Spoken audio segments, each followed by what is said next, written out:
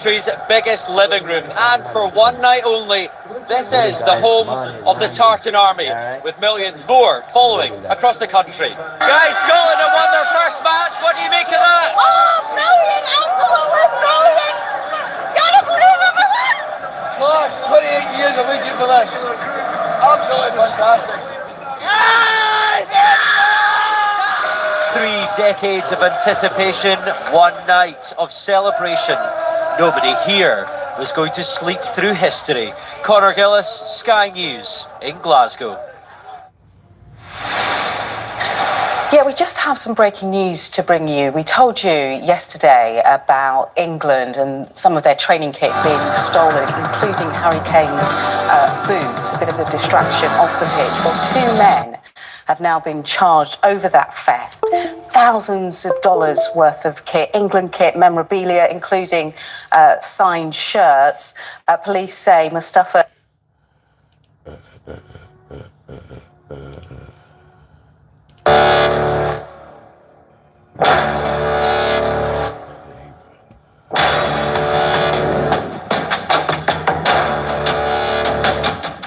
Step. Oh, sorry, I went. Sorry. Sorry. No, this one.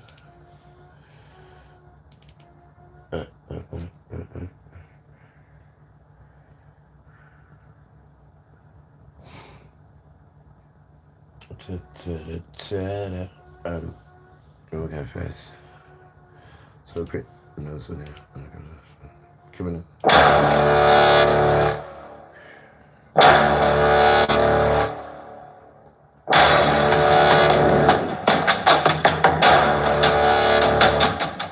Staff member claimed that a group of people actually jumped Carmelo and that the altercation went well beyond just a minor touch, which is what the witness, one of Austin's friends, said on yesterday. He said it was he barely touched him.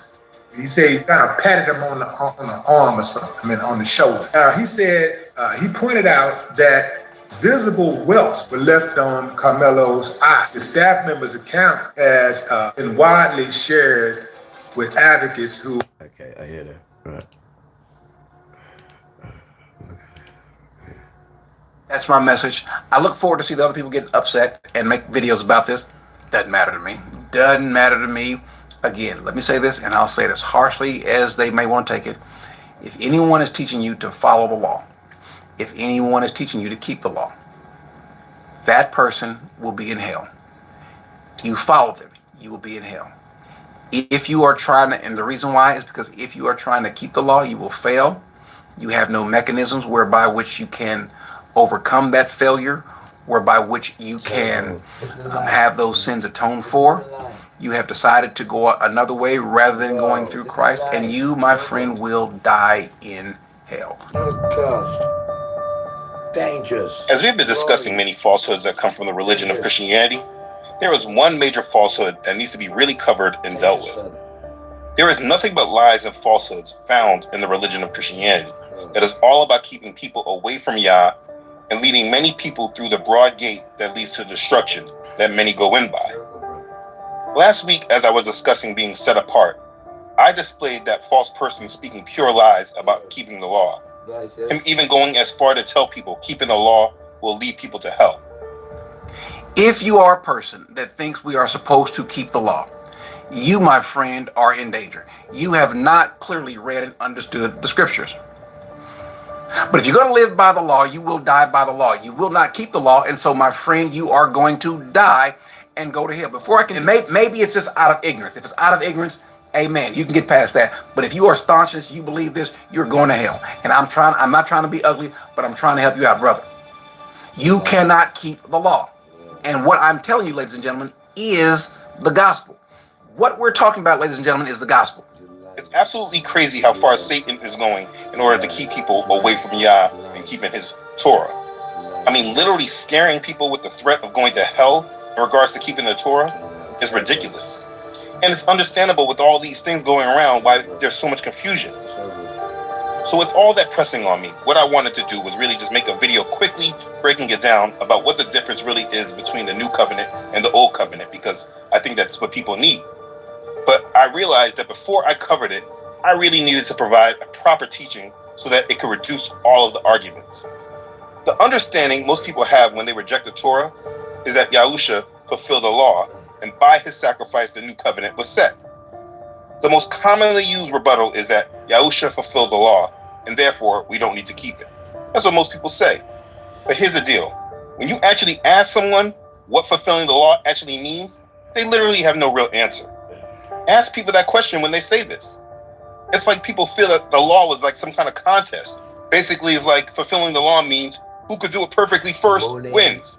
I really think that that's what people really believe when they say that he fulfilled the law. I mean, no one really can answer this question about what it means that he fulfilled the law when they're using it to justify lawlessness. So when people are coming and saying that, ask them what it means. You see, this topic is too important to just fly through because it literally is a reason why many people are going to be rejected. Yahusha, our Messiah, said that he will say, I never knew you. Depart from me, you who live in lawlessness. Many people being rejected because they live in lawlessness. And the reason will be because this new covenant is not really explained. And as you really analyze this, you'll find that the problem is the foundation that people have understood the new covenant from. It is important that each of us go back and reflect how we have learned about the new covenant. Did you learn about it first in church or from your parents? Did you first learn about it from reading the Gospels? Or did you learn about it from reading when Yahuwah prophesied about establishing it?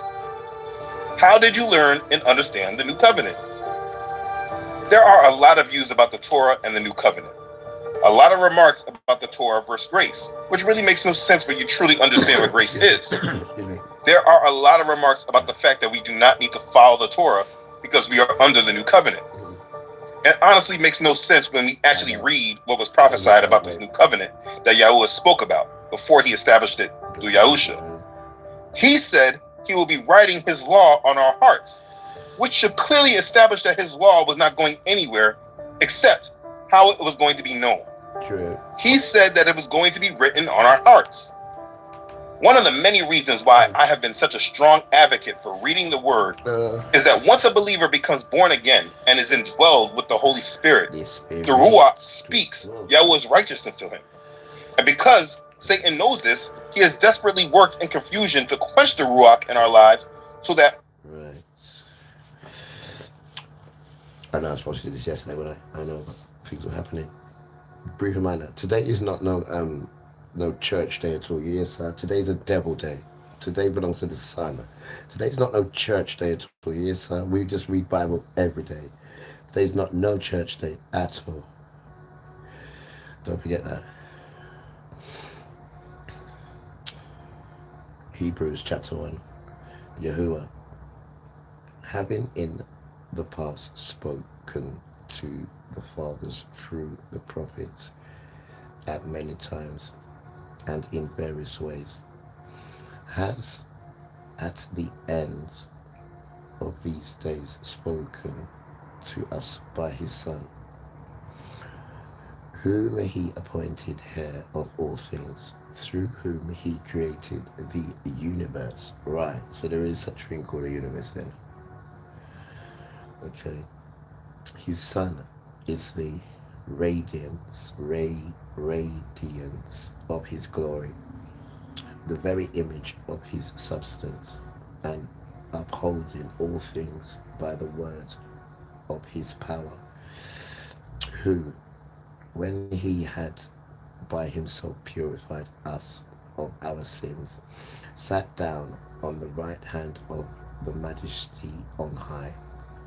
So he became superior to the messengers, and he has inherited a name more excellent of theirs. For to which of the messengers did Yahuwah say at any time, you are my son? Today I have become your father. And again, I will be with him a father, and he will be to me a son. When he again brings in the firstborn boy into the world, he says, Let all the messengers of Yahuwah pay him homage. Of the messengers, he says, he makes his messengers winds. He makes his messengers winds, and his servants a flame. Okay, he makes his messengers a wind, and his messengers a flame of fire. But the sun, he says, your kingdom will last forever and ever. You use your authority for justice. You have loved righteousness and hated iniquity. Therefore, Yahuwah your Elohim, right? Not Lord your God. No, Yahuwah your Elohim. That's where they got it from, Miss. They keep saying, Lord your God, right? But it's not that. It's Yahuwah your Elohim, right? Stop copying and pasting. Thank you. Therefore, Yahuwah your Elohim has appointed you with the oil of gladness above your fellows. O Yahuwah, in the beginning you laid the foundations of the earth. Heavens are the works of your hands. They will perish, but you continue. They all will grow old, like a garment does. You would roll them up like a mallet, and they will be changed. But you are the same. Your years won't fail. Which of the messengers has Yahuwah told at any time, sit at my right hand until I make your enemies the footstool of your feet? Aren't they all servants? Aren't they all serving ruas? Send out to do service for the sake of those who will inherit salvation. Chapter 2. Therefore, we ought to pay greater attention to the things that were heard, lest perhaps we drift away. For if the word spoken through messengers prove steadfast, and every transgression and disobedience received a just penalty, how will we escape if we neglect so great a salvation, which at the first, having been declared through Hamashiach, was confirmed to us by those who heard, Yahuwah also testifying with them, both the signs and wonders, and by various words of power, and by the gift of the Ruach Kodesh, distributed according to the will of Yahuwah. True. For he didn't subject the world to come, of which to speak, to messengers, but one has somehow testified, saying, what is man that you think of, or the son of man that you care for? You made me a little lower than the messengers. You crowned him with glory and honor. You have put all things in subjection, under his feet. Now, while Yahuwah subjected all things to him, he left nothing that is not subject to him. But now we will see all things subjected to him yet. But we see Yahusha, who has been made a little lower than the messengers. Yahusha, because of the suffering of death, crowned with glory and honor, that by the grace of Yahuwah he should taste of death for everyone. That by the grace of Yahuwah he should taste of death for everyone. Yahuwah, the one who made all things, and whose glory all things exist, wanted many people to be his children and share in his glory. So he did what he needed to do. Yahuwah made perfect the one who leads those people to salvation. Yahuwah made Yeshua perfect through his suffering. Yeshua who sanctifies, Yahuwah who sanctifies, and those who are sanctified are all of the same family. Do you hear that? Come here. Where? To. There it is right there. Look. Yahuwah waits. Yahuwah made Yeshua perfect through his suffering. There it is. Right. And it's 11 as well. I see it. Yeshua who sanctifies and those who are sanctified, sanctified are all of the same we are family. I got sorry. This is the fact, sorry. This here tongue, yeah, family. I know even related to the damn trumpet. Imagine, right? The greatest such child is family with the damn Satan. Do. Why? Right. Yeshua who sanctifies, and those who are sanctified are all of the same family. So he is not ashamed to call them his brothers and sisters, saying, I will declare your name to my brothers and sisters. Among the congregation, I will sing your praise. Again, I will put my trust in him. Again, behold, here I am, and with me are the children whom Yahuwah has given me. Since we, the children of Elohim, are human beings made of flesh and bone, Yeshua also became flesh and bone by being born in a human form. For only as a human being could he die, and in dying break the power of the evil death, who had the power over death. Come again, right? Yeshua also became flesh and blood by being born in a human form. Right, got you. Here it is. For only as a human being could he die, and in dying, there she is, and in dying break the power of the devil, who had the power over death.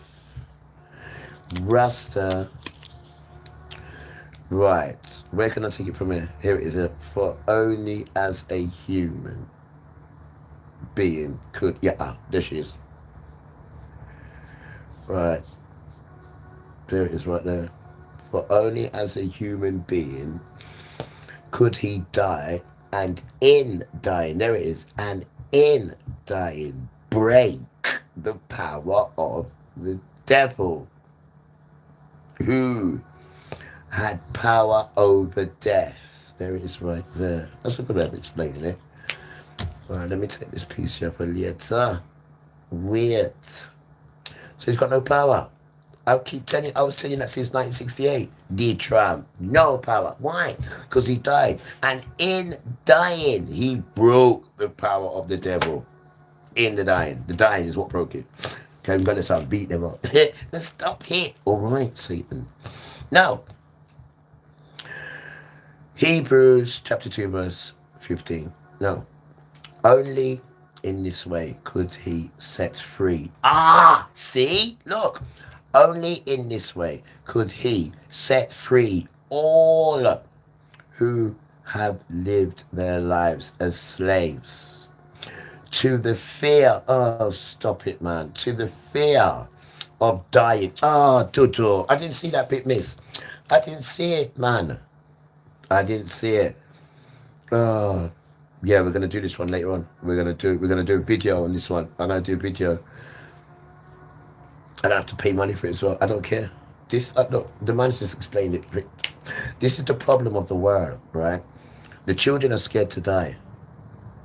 It says, look, only in this way could he set free all who have lived their lives as slaves to the fear of death. You don't understand. Why don't you understand? Why? I'll explain to you later. A bit more deeper. I need to read some more. Oh, that's beautiful, Father. That's right there. I really do like that. That's beautiful. Okay. 16 now. Chapter 2, verse 16. Excuse me. Excuse me. 16, yeah. For most certainly, we know that the Son did not come to help messengers, true, but he gives help to the descendants of Abraham. It's got V in it. Avra, not blah. Abraham. Hebrew. Spelled A-V-R-A and then H-A-M. Abraham. You see it? Therefore, he who obliged in all things to be made like his brother, that he might become our merciful and faithful priest before Yahuwah, to make atonement for the sins of the people. For in that he himself has suffered, being tempted, he is able to help those who are tempted. See, it's not about saying, hey, look, you can't do that. No, it isn't. That's not going to help no one, is it? You damn sausage. Go away, man. Chapter 3. Therefore, Kodesh, look how he says it. Therefore, Kodesh, brothers and sisters. That's right. That's how you talk to people. Talk to them nice. Therefore, chapter 3, Hebrews. Therefore, Kodesh, brothers and sisters, those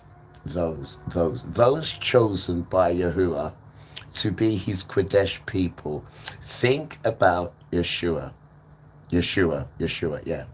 He is the one we believe Yahuwah sent to save us and to be our priest. He was faithful to Yahuwah. He certainly was. Who, turn it softly, I am, right? Who the Jane could touch to do, who appointed him, just as Moshe, which is Moses, just as Moshe also faithfully served in Yahuwah's house. But Yeshua deserves more honor than Moshe. Why? Just as the builder of a house deserves more honor than the house, it is the same with Yeshua. He should have more honor than Moshe, for every house is built by someone. But he who built all things is Yahuwah. Moshe indeed was a faithful servant in Yahuwah's whole house, as a servant giving witness to the things Yahuwah would later reveal. But Yeshua is faithful as a son over the house of Yahuwah. We are Yahuwah's house if we hold fast our confidence and the glory of our hope firm to the end. Come here. Right? Now, there it is, miss. If we hold our confidence and the glory of our hope firm to the end, right? What about steadfast? Be steadfast to do. Therefore, even as the Ruach Kodesh says, today, if you will hear my voice, don't harden your hearts, as Yasharel is in rebellion. In the day of the trial, in the wilderness, where your fathers tested me and tried my patience, even though they saw my miracles for 40 bleeding years, right? Therefore, I was displeased with that generation and said, their hearts are always turning away from me, and they refuse to trust me. As I swore in my wrath, they will not enter into my rest. Beware. Brothers, least perhaps there might be in some one of you an evil heart of unbelief in falling away from the living Elohim. But encourage one another day by day, so long as it is called today, lest any one of you be hardened by the deceitfulness of sin. For we have become partakers of Yeshua's HaMashiach, if we are faithful to the end, trust in Yahuwah just as firmly as when we first believed. We, right, will share in all that belongs to Yeshua. Remember what it says. Today, if you will hear his voice, don't harden your hearts as Yasharel did in the rebellion, right? And who was it who rebelled against Yahuwah? Even though they heard his voice, wasn't it all those who came out of the damn Egypt led by Moshe? With whom was Yahuwah displeased? 40 years. Wasn't it with those who sinned? Those bodies fell in the wilderness. To whom did he swear that they wouldn't enter into his rest? But to those who were disobedient. We see that they weren't able to enter into because of their unbelief. Chapter 4. Yahuwah's promise that we may enter his place of rest still stands. So we ought to tremble with fear, damn right, that some of you might fail to enter into his place of rest. For indeed, right, we have had the good news of redemption preaching to us, even as they did so. But the word they had not profited from, because it wasn't mixed with faith by those who heard. For we who have believed do enter into his place of rest, even as Yahuwah has said, as I swore in my wrath, they will not enter into my place of rest, although the works are finished from the foundations of the world. For he has said this somewhere about the seventh day. Yahuwah ceased to work on the seventh day from all his works of creation. And in this place again, they will not enter into my place of rest, seeing therefore it remains that some should enter into it, and they to whom the good news of redemption was preached before failed to enter in because of disobedience. Yahuwah set another time for entering into his rest, place of rest, and that time is today. Wow. Yahuwah announced this through David, much later in the words has already spoken. Today, if you will hear the voice, don't hearken your hearts. For if Yeshua, son of Nun, had given them a full and complete resting place, Yahuwah would not have spoken afterwards of another day. Therefore, there remains therefore a full, complete rest still waiting for the people of Yahuwah. For on that day, Yahuwah's people ceased from their work, just as Yahuwah ceased from the work of creation. Let's therefore give diligence to enter into the place of rest. Let anyone fall under the same example of disobedience, for the word of Yahuwah is living and active, way and sharper than any two-edged piece, piercing, even to the dividing of the soul and ruah of both joints and the marrow. What's the marrow? It's the bone, Tony. Carry on. And is able to discern the thoughts and intentions of the heart. There is no creature that is hidden from his sight, right? But all things are naked and laid open before eyes of him to whom we must give account. You know the footprints what you left behind. You're damn right. Having then a great priest who has passed through the heavens, Yeshua, the Son of Yahuwah. Let's hold tightly to our confession, for we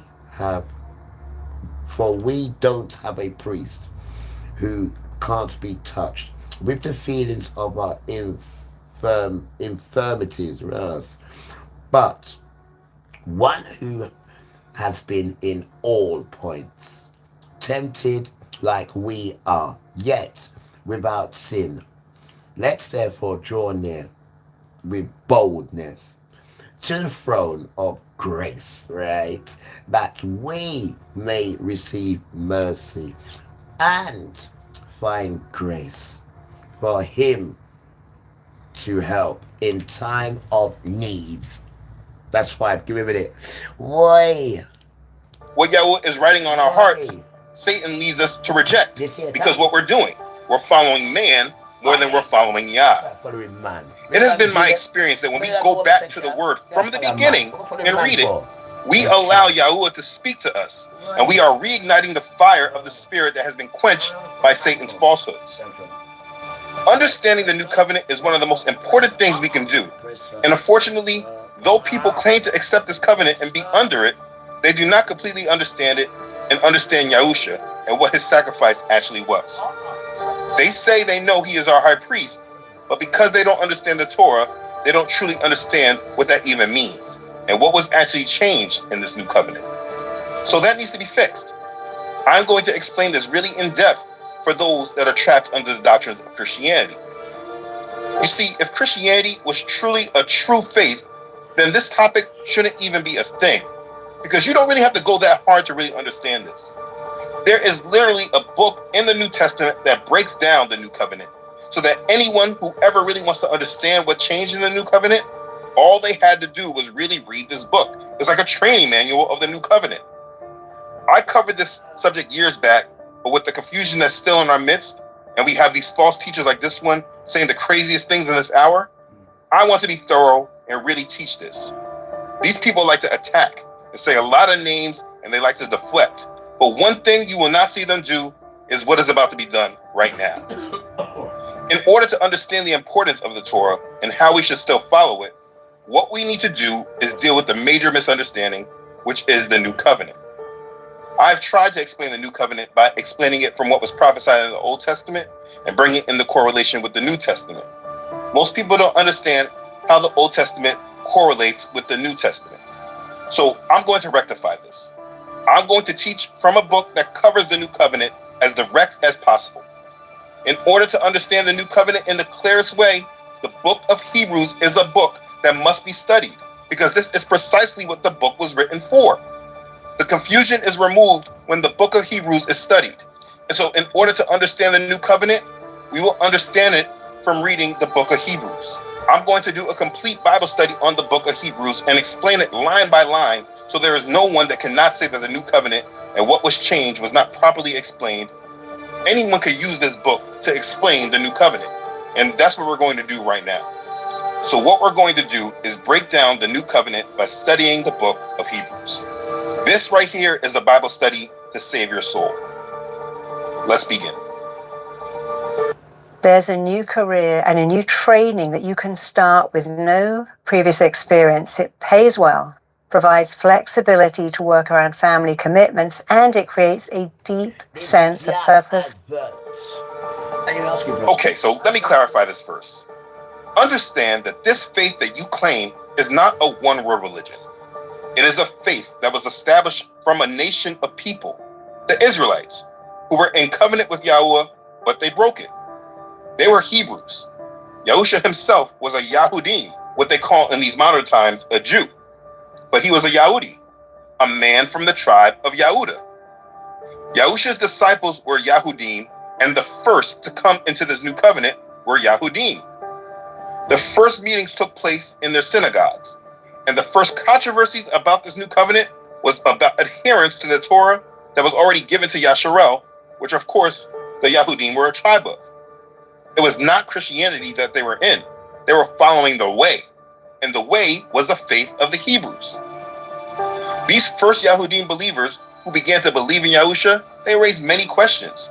What about the temple and animal sacrifices? What about the law of Moses? Did believing in Yahusha negate their law that they grew up under? Now, before I get into it, let me just say that this is not an easily delivered topic, mainly because of the pace of how this letter to the Hebrews began.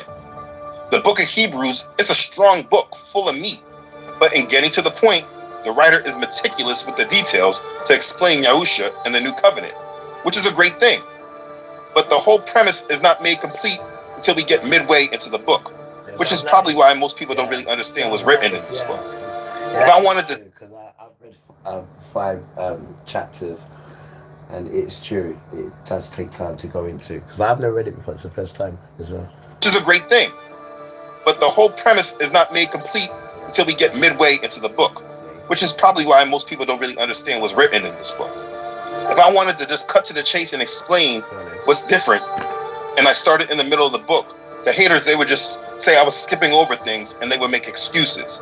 And so I don't want to leave any room open for any of that. So I am going to be thorough. So please bear with me as I really... What time is not get out, guys? I'm back to my clock now. I'm back to my clock. Love it then. I got back 4:45. I said yes. Sleep was a bit wetty still, and a little bit of a sweat, but I got through it. Been nice. Hope you guys had a good sleep. You had a good sleep? You went a good sleep? It must be. You're here. Nice to meet you. But we're doing Hebrews today. We need to find out about Hebrews. We're doing Hebrews today. The Spirit said Hebrews. I said, all right, Hebrews it is. Teach this book. So be clear that the full understanding will not be made in this video right here. This is a part of a series. But this part right here is highly important because of the establishment of the main point. And that's about the role of Yahusha as high priest. But it does take time to get there. And you would know this if you read this book personally. So please understand, this is a Bible study video, and I'm treating it with care in order that the points are made clear.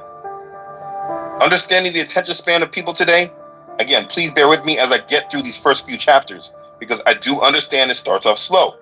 But if you just follow the book and where the writer is going, the new covenant will become much more clear to you as you keep reading. So the book of Hebrews, it was written to address the doubts of those who were second guessing. It is true. Because even when I read the first 5, I was thinking the same as well. No, obviously, I'll read to the end. But it's true. For someone who who's just into instant, yeah, they would have given up already. I do hear what you're saying. Go on. So the book of Hebrews, it was written to address the doubts of those who were second guessing their conversion to the way. It was obviously written to Hebrews who are now deciding to accept the Messiah and follow him. If this book is read from the beginning to end, it can truly clear up all misunderstanding about the Torah and the new covenant and what was changed. So I'm going to break this book down piece by piece so that in the end, there is a resource that all can have that has broken down the covenant that all have claimed to have accepted. So if you don't mind, let's read the book of Hebrews. Hebrews chapter 1. Elohim, who at various times and in various ways spoke in time past to the fathers by the prophets, has in these last days spoken to us by his Son, whom he has appointed heir of all things, through whom also he made the worlds, who being the brightness of his glory and the express image of his person, and upholding all things by the word of his power, when he had by himself purged our sins, sat down at the right hand of the majesty on high, having become so much better than the angels, as he has by inheritance obtained a more excellent name than they.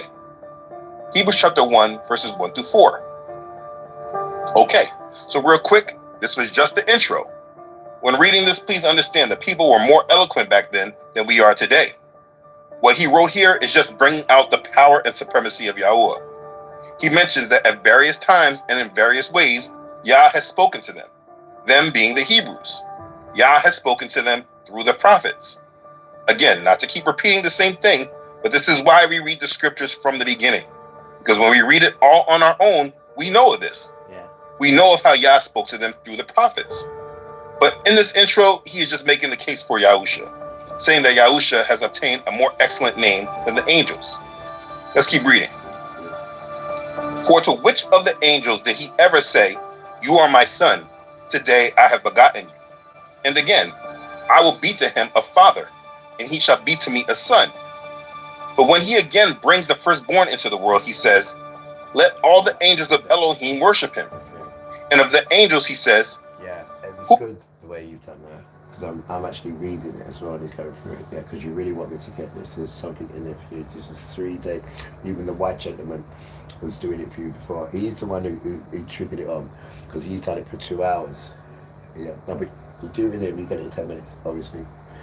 This is for you. He keeps calling me, so I'm doing it today, Father. I'm doing it today. But I've just read this bit as well.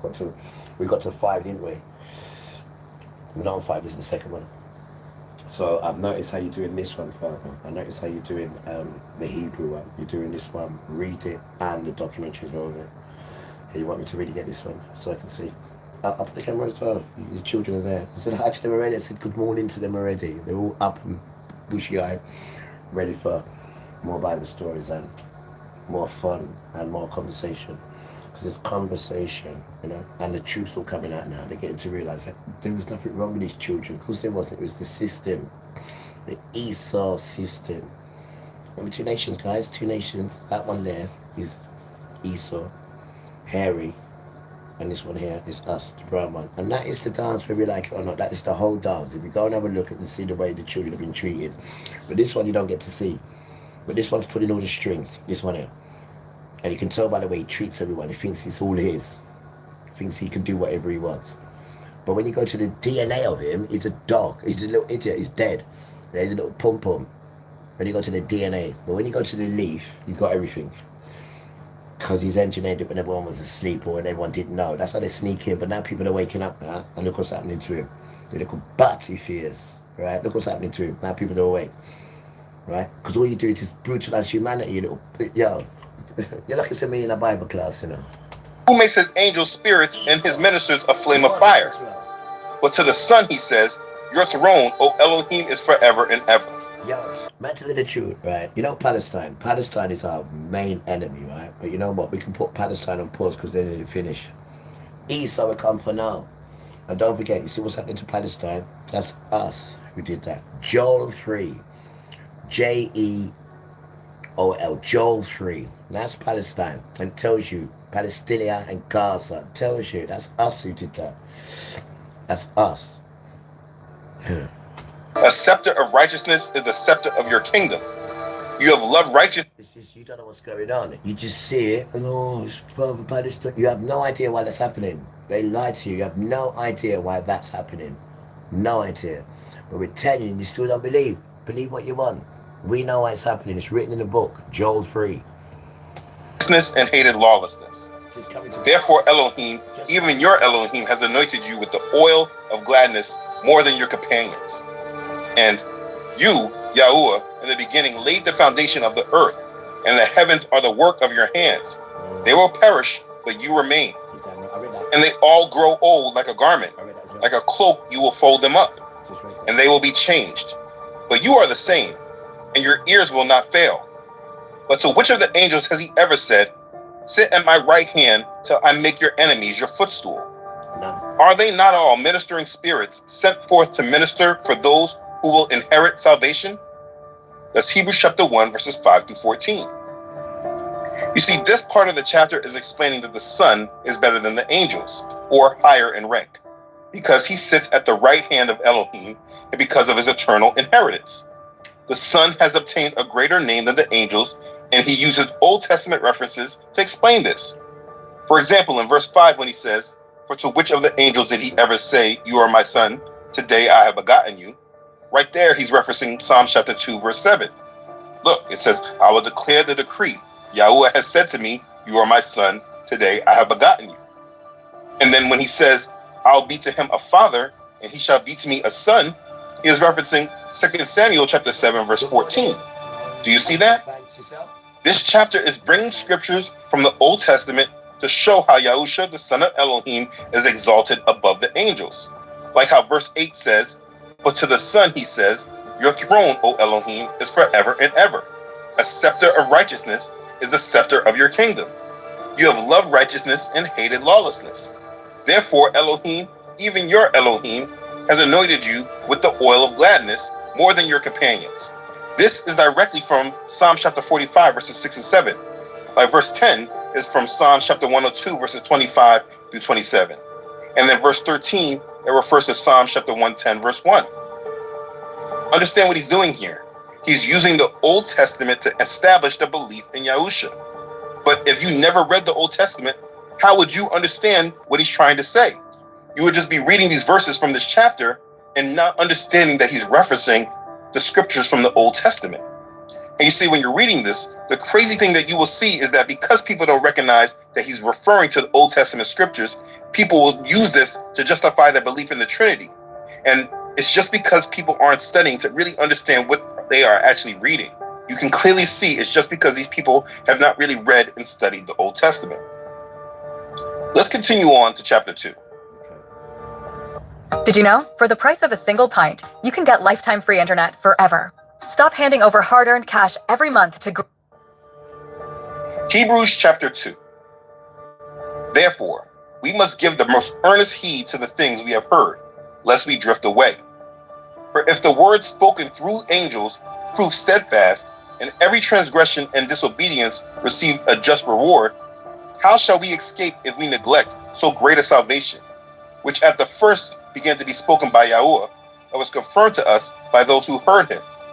Elohim also bearing witness both with signs and wonders, with various miracles and gifts of the Holy Spirit, according to his own will. For he has not put the world to come of which we speak in subjection to angels, but one testified in a certain place, saying, "What is man that you are mindful of him, or the son of man that you take care of him? You have made him a little lower than the angels.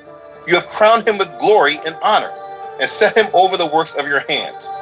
You have put all things in subjection under his feet, for in that he put all in subjection under him. He left nothing that is not put under him.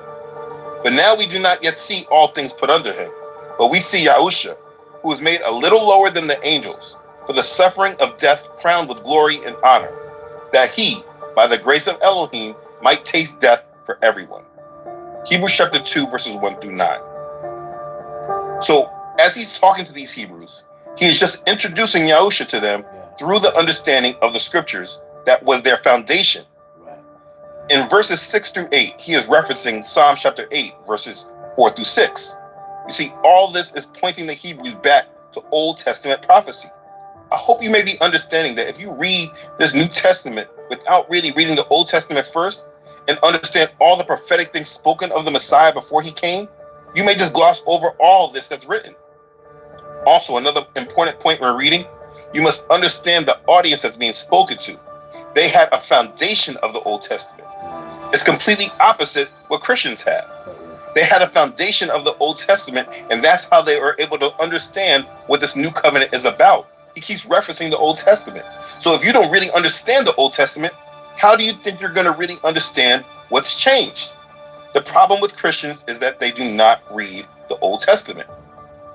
Anyways, in these verses, he's developing buy-in by correlating the scriptures to Yahusha, like I keep saying. We know it's Yahusha that he's speaking about, of course, because in verse 9, he calls Yahusha out by name for the first time in the letter.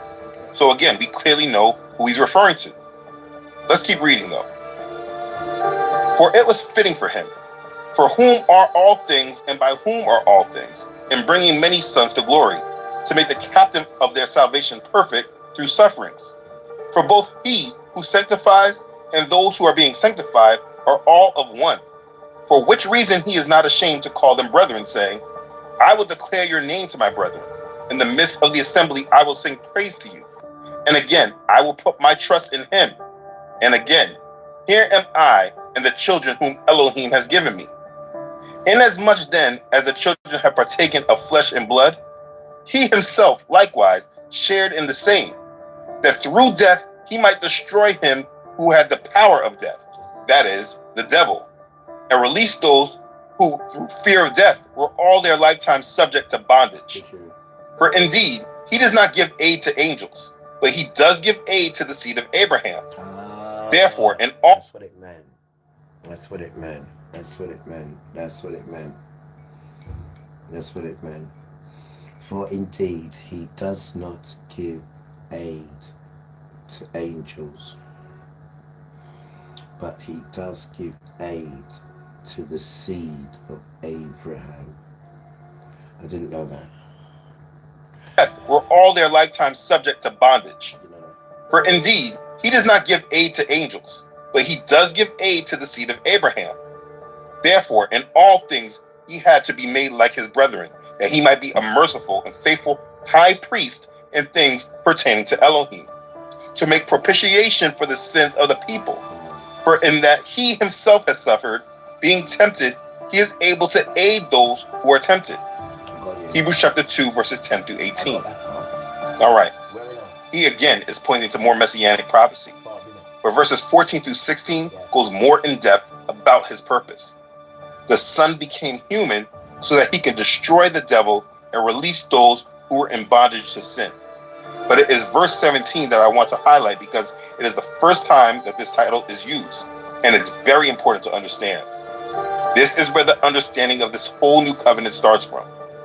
Verse 17 says, therefore in all things he had to be made like his brethren, that he might be a merciful and faithful high priest in things pertaining to Elohim, to make propitiation for the sins of the people. Do you see this? A merciful and faithful high priest in things. Verse 17 says, therefore in all things he had to be made like his brethren, that he might be a merciful and faithful high priest in things pertaining to Elohim, to make propitiation for the sins of the people. Do you see this? Understand, Yahusha is a merciful and faithful high priest to make propitiation for the sins of the people. And it is this point that needs to be emphasized and not glossed over at all. You see, these first two chapters, it was just establishing Yahusha and reinforcing some of the messianic prophecies that was given about him. And you see, it's just easy to read them and understand he's explaining the importance and special nature of our Messiah, and you just keep it moving. You just keep reading on. So then as we get to verse 17 of chapter 2, you can then just easily gloss over that title and not put it into full perspective. Now, I assure you the Hebrews that were reading this letter wouldn't just push that off, because the high priest is a high position amongst Yasharel. So they just want to gloss over that. But if you're not reading the Old Testament, you would never understand the importance of the high priest according to Yasharel. Now, to be clear, this is not going to be the last time he mentions this title of high priest. But if we do not understand what this role of high priest is, then it can be a clear reason why the new covenant is not understood. So in order to understand the role of the high priest, we must go back to the place where many people want to reject, which is the Torah. You see, the Kohen Gadol, or the high priest, held the holiest position of the priest. His job was to oversee the temple service and act as spiritual leader to Israel. Aaron, brother of Moses, was the first high priest. The most prominent responsibility of the high priest was entering the Holy of Holies on Yom Kippur, the Day of Atonement. The high priest was the intercessor between Yahuwah and his people, acting as their representative before Yahuwah. The priest offered sacrifices and gifts on behalf of the people to reconcile them to Yahuwah. This is a role according to the Old Covenant. Let me read some of it for you. Aaron shall offer the bull as a sin offering, which is for himself, and make atonement for himself and for his house. He shall take the 2 goats and present them before Yahuwah at the door of the tabernacle of meeting. Then Aaron shall cast lots for the 2 goats, one lot for Yahuwah and the other lot for the scapegoat. And Aaron shall bring the goat on which Yahuwah's lot fell and offer it as a sin offering. But the goat on which the lot fell to be the scapegoat shall be presented alive before Yahuwah, to make atonement upon it, and to let it go as a scapegoat into the wilderness. That's Leviticus chapter 16, verses 6 through 10. Also, so he shall make atonement for the holy place, because of the uncleanness of the children of Israel, and because of their transgressions, for all their sins. And so he shall do to Israel. Aaron, brother of Moses, was the first high priest. The most prominent responsibility of the high priest was entering the Holy of Holies on Yom Kippur, the Day of Atonement. The high priest was the intercessor between Yahuwah and his people, acting as their representative before Yahuwah. The priest offered sacrifices and gifts on behalf of the people to reconcile them to Yahuwah. This is a role according to the Old Covenant. Let me read some of it for you. Aaron shall offer the bull as a sin offering, which is for himself, and make atonement for himself and for his house. He shall take the 2 goats and present them before Yahuwah at the door of the tabernacle of meeting. Then Aaron shall cast lots for the 2 goats, one lot for Yahuwah and the other lot for the scapegoat. And Aaron shall bring the goat on which Yahuwah's lot fell and offer it as a sin offering. But the goat on which the lot fell to be the scapegoat shall be presented alive before Yahuwah, to make atonement upon it, and to let it go as a scapegoat into the wilderness. That's Leviticus chapter 16, verses 6 through 10. Also, so he shall make atonement for the holy place, because of the uncleanness of the children of Israel, and because of their transgressions, for all their sins. And so he shall do for the tabernacle of meeting, which remains among them in the midst of their uncleanness. There shall be no man in the tabernacle of meeting when he goes in to make atonement in the holy place, until he comes out, that he may make atonement for himself, for his household, and for all the assembly of Israel. Leviticus chapter 16, verses 16 through 17. You see, this was the role of the high priest. And if you're going to understand what has changed in the new covenant, you cannot ignore this role that is according to the priestly office found in what we call the Old Covenant. The role of the high priest is because of the uncleanness of the children of Israel, and because of their transgressions, for all their sins. And so he shall do for the tabernacle of meeting, which remains among them in the midst of their uncleanness. There shall be no man in the tabernacle of meeting when he goes in to make atonement in the holy place, until he comes out, that he may make atonement for himself, for his household, and for all the assembly of Israel. Leviticus chapter 16, verses 16 through 17. You see, this was the role of the high priest. And if you're going to understand what has changed in the new covenant, you cannot ignore this role that is according to the priestly office found in what we call the Old Covenant. The role of the high priest is essential to understanding the new covenant. And you will see more of this later, but it's important that I emphasize this now. Let's keep reading. In the UK, SIM cards and expensive monthly bills are about to become a thing of the past, since free internet... Hebrews chapter 3. Therefore, holy brethren, partakers of the heavenly calling, consider the apostle and high priest of our profession, Messiah Yahusha, who was faithful to him who appointed him, as Moses also was faithful in all his house.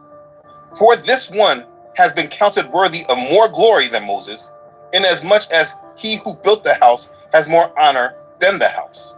For every house is built by someone, but he who built all things is Elohim. And Moses indeed was faithful in all his house as a servant, for a testimony of those things which will be spoken afterward. But Messiah as a son over his own house, whose house we are if we hold fast the confidence and the rejoicing of the hope firm to the end.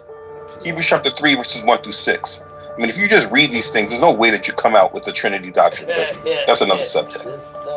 In what you just read, in all this, he writes that Yahusha is the apostle and high priest of our faith. And Yahusha was faithful to Yahuwah, who was the one who appointed him in that role. He was just as faithful as Moses, but counted worthy of more glory than Moses. In verse 6, he is implying that the Son is the one who will sit on the throne in the coming kingdom. Those who endure to the end steadfastly, placing their hope in the Son, will live with him in eternity. Again, why we should never lose focus on the promises. Let's keep going. Therefore, as the Holy Spirit says, today if you will hear his voice, do not harden your hearts as in the rebellion, in the day of trial, in the wilderness, where your fathers tested me, tried me, and saw my works 40 years. Therefore I was angry with that generation, and said, they always go astray in their heart, and they have not known my ways. So I swore in my wrath, they shall not enter my rest. Beware, brethren, lest there be in any of you an evil heart of unbelief, in departing from the living. You don't enter my rest. I know. What about this one? Yeah, don't let me come out of my holy inhabitants, because anyhow come out of my holy Kodesh inhabitants, warriors where I've been hiding. I love that one. Don't they have to come out of my holy inhabitants, we here. The Father, do. So I swore in my wrath, they shall not enter my rest. Beware, brethren, lest there be in any of you an evil heart of unbelief, in departing from the living Elohim. But exhort one another daily, while it is called today, lest any of you be hardened through the deceitfulness of sin. For we have become partakers. You can hear the danger in the words. While it is called today. Psalm 27, while it is called today, because there will be no tomorrow. That's what the man's telling. Listen to the man. That's what he's telling you. If you don't have to listen to your parents. Get it done today while there is a today. Yes, sir. That's what he's saying. That's what he's saying. Of Messiah, if we hold the beginning of our confidence steadfast to the end, while it is said, today, if you will hear his voice, do not harden your hearts as in the rebellion. Right. Hebrews chapter 3, verses 7 through 15. In these verses, he is now quoting Psalm chapter 95, verses 7 through 11. And he's using this to warn the Hebrews about hardening their hearts to Yah and the salvation that he offers. Yeah. He was showing that Moses' generation had refused to trust in Yah to provide their needs in the wilderness.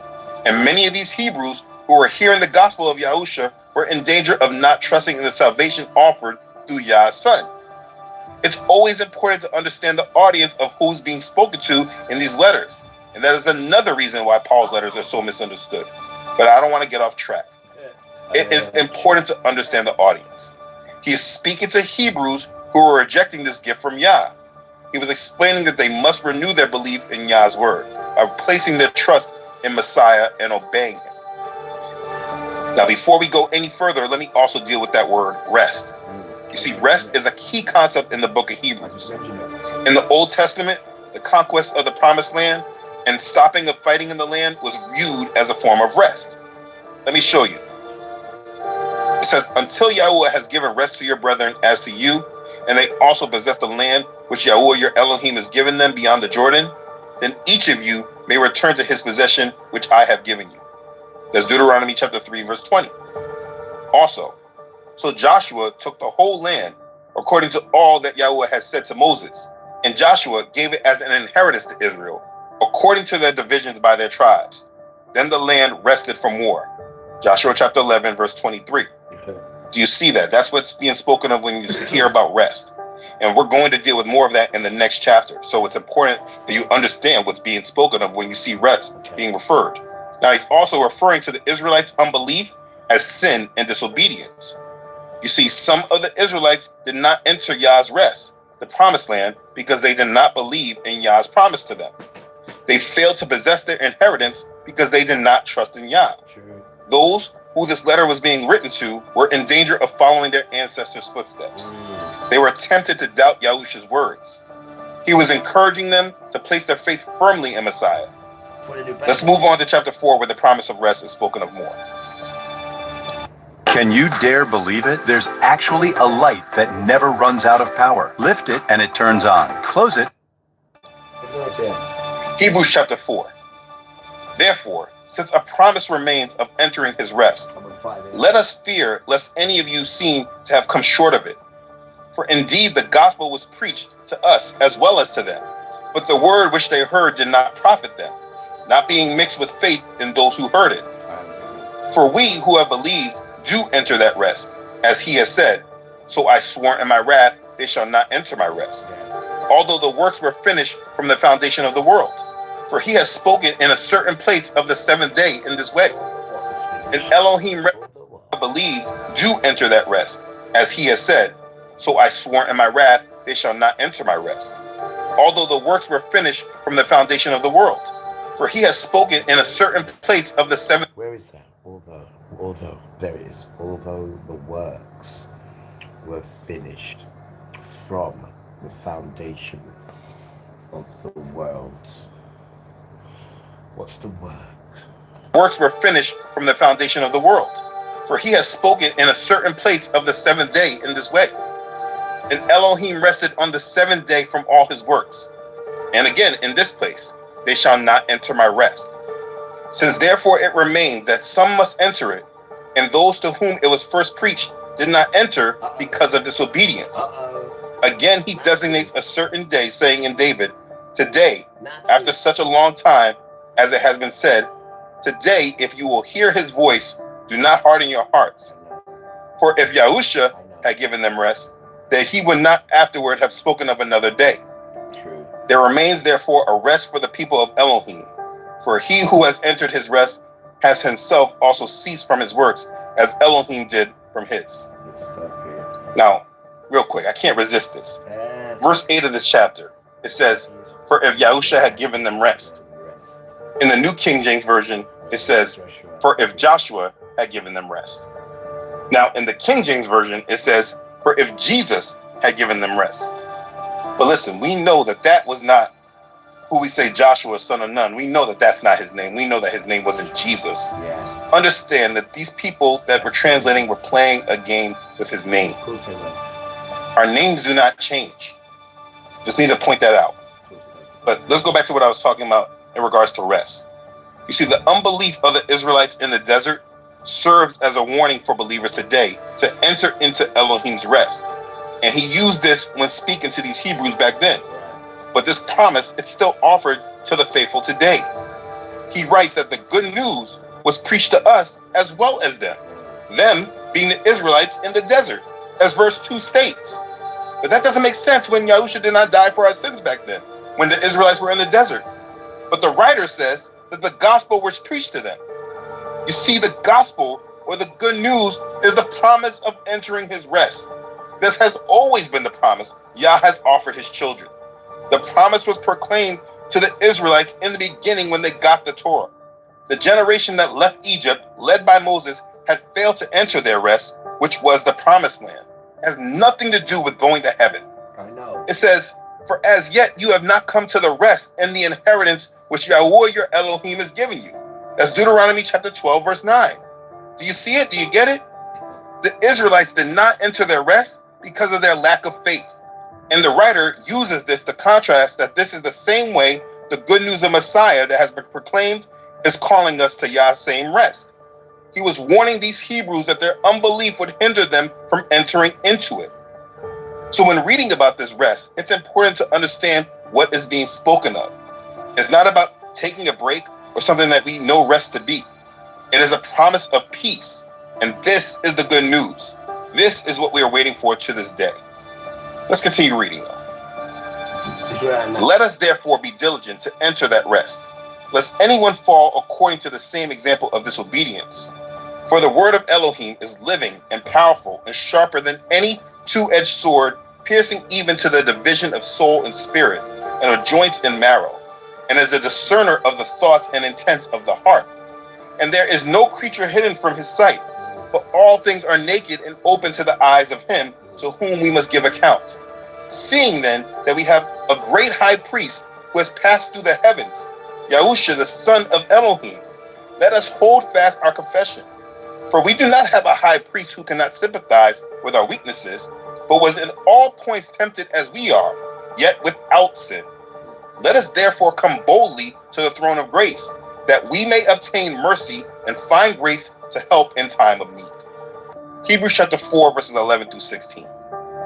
So he's exhorting these Hebrews to be diligent, meaning make every effort to enter that rest. The rest is not automatic. He warns these Hebrews to be diligent because the danger is that, like the Israelites had of the past, they did not stand, they fell into disobedience. This is the danger we face today as well.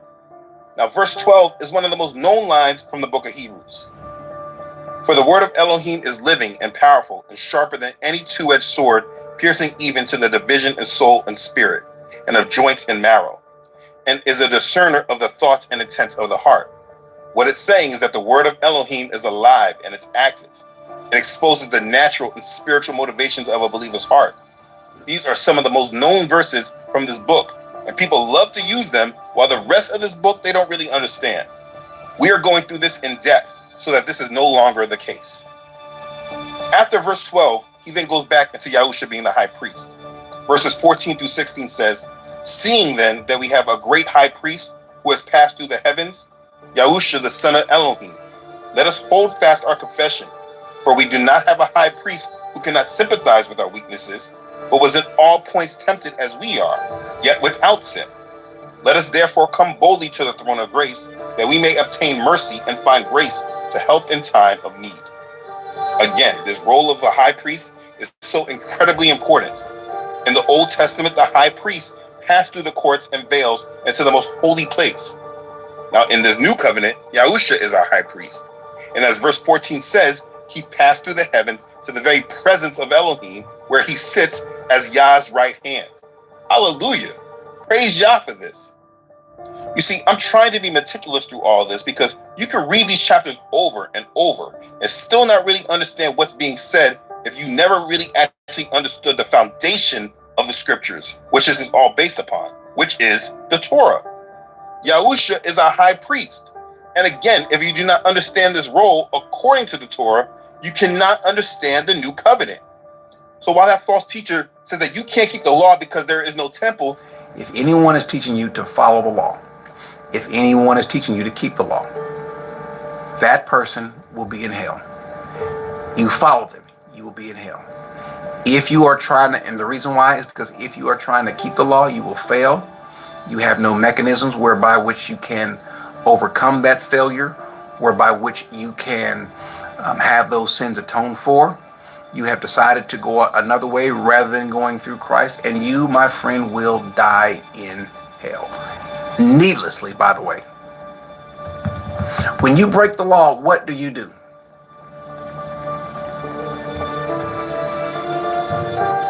don't know what to do, do you?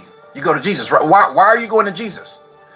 Why are you going to Jesus when the prescribed method for breaking the laws are these offerings that were given? You're doing it wrong. When you make your offerings and your sacrifices, who's the high priest, who also must be a Levite, who's making intercession between you and God? Myron. I prepared the outer one in which were the lampstands, the tab. By the way, you guys are keeping the law. Do you all have this? Do you have this? Do you have this tabernacle still around?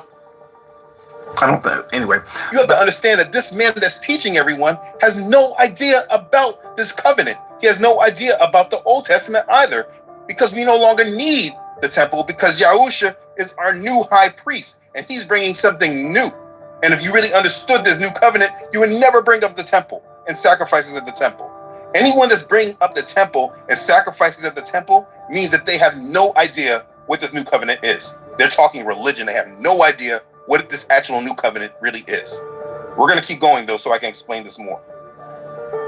Are you still buying heavy and expensive lawnmowers in the AI era? In just 3 minutes, you can quickly clear 100 square meters of weeds. In a single morning, you can finish a whole week's worth of gardening. One person can do the work of 5, and you no longer have to wait 6 months for expensive professional labor. Since I bought this portable cordless mower recommended by the German Gardening Engineering Lab, weeding has become the easiest part of my day. It includes free shipping, costs only $70, and comes with 10 years of free after after-sales service. This 2026 model meets international industrial power standards, featuring an 1,800-watt high-performance pure copper motor with speeds up to 6,000 RPM. Renowned mechanic... Yo, Arthur Daly, did I ask you for anything to buy? These sons always got to sell you something. They can't tell you how to grow yourself, or how to look out for yourself. They always got to tell you about something to sell. These damn sons, man. They're a joke, man. They come in your house every Hebrews chapter 5. For every high priest taken from among men is appointed for men in things pertaining to Elohim, that he may offer both gifts and sacrifices for sins. He can have compassion on those who are ignorant and going astray, since he himself is also subject to weakness. Because of this, he is required as for the people, so also for himself, to offer sacrifices for sins. Explain this more. Hebrews chapter 5. For every high priest taken from among men is appointed for men in things pertaining to Elohim, that he may offer both gifts and sacrifices for sins. He can have compassion on those who are ignorant and going astray, since he himself is also subject to weakness. Because of this, he is required as for the people, so also for himself, to offer sacrifices for sins. And no man takes this honor to himself, but he who is called by Elohim, just as Aaron was. That's Hebrews chapter 5, verses 1 through 4. Okay, let me stop here real quick. These verses explain what it means to be a high priest. A high priest must be a person called by Elohim. A priest represents the people, and thus he must be able to identify with their human nature. As verse 2 says, he can have compassion on those who are ignorant and going astray, since he himself is also subject to weakness. But the priest also represents Elohim to the people, and because of this, he must be called by Elohim to his office. Aaron was appointed to the position of priest by Yahuwah himself. He did not appoint himself. Right. So were his successors after him. See? It says in Numbers, and Yahuwah spoke to Moses and Aaron in Mount Hor by the border of the land of Edom, saying, Aaron shall be gathered to his people, for he shall not enter the land which I have given to the children of Israel, because you have rebelled against my word at the water of Meribah. Take Aaron and Eleazar his son, and bring them up to Mount Hor, and strip Aaron of his garments, and put them on Eleazar his son. See? For Aaron shall be gathered to his people and die there. See? Numbers chapter 20, verses 23 through 26. You see, those who challenge Aaron's call or try to appoint themselves as priests were put to death by Yah. If you want an example of this, read Numbers chapter 16. For time's sake, I will not read it. It's important to understand that this position of high priest is something that Yah has created and Yah appoints. Sure. Now in verse 1, when he says, every high priest taken from among men is appointed for men and things pertaining to Elohim, that he may offer both gifts and sacrifices for sins, this is primarily in reference to the work of the high priest on the Day of Atonement, the one day of the year when the priest entered into the most holy place to atone for the sins of the people and intercede for them. This position of high priest is very important. Let's keep reading. So also Messiah did not glorify himself to become high priest, but it was he who said to him, you are my son, today I have begotten you. As he also says in another place, you are a priest forever according to the order of Melchizedek, who, in the days of his flesh, when he had offered up prayers and supplications with vehement cries and tears to him, who was able to save him from death, and was heard because of his godly fear. Though he was a son, yet he learned obedience by the things which he suffered.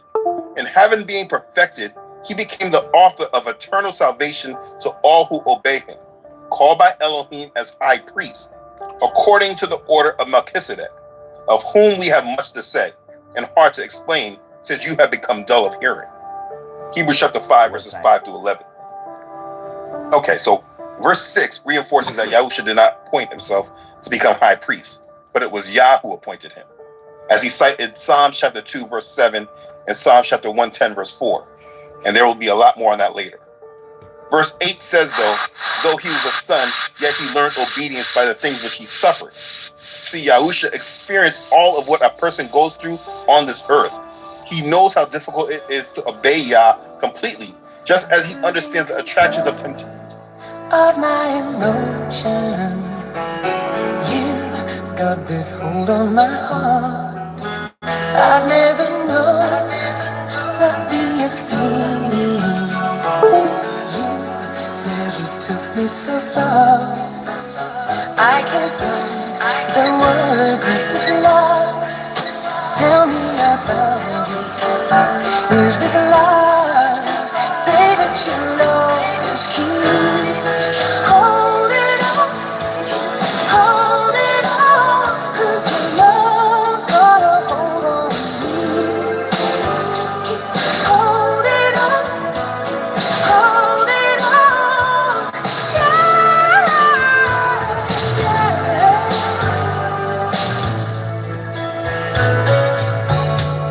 I'm losing my mind, dreaming about you.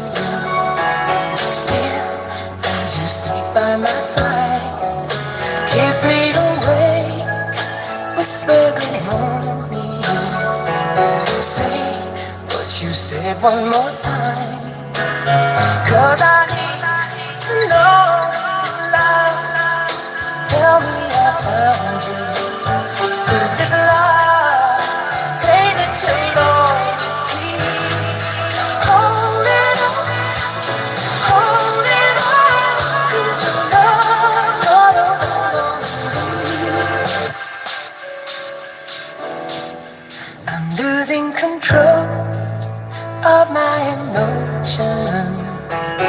You got this hold on my heart. I've never known what we are feeling. You never took me so far. I can't find the words. Is this love? Tell me I found you. Is this love? Say that your love is key. Hold it on, hold it on, 'cause your love's got a hold on me. Hold it on, hold it on, yeah, yeah.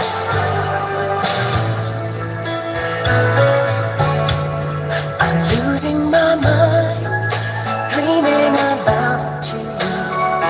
Still, as you sleep by my side, kiss me away, whisper good morning. Say what you said one more time, 'cause I need to know is this love? Tell me I found you. Is this love? Say that your love is key. Hold it on, hold it on, 'cause your love's got a hold on me. Hold it on, hold it on, yeah, yeah.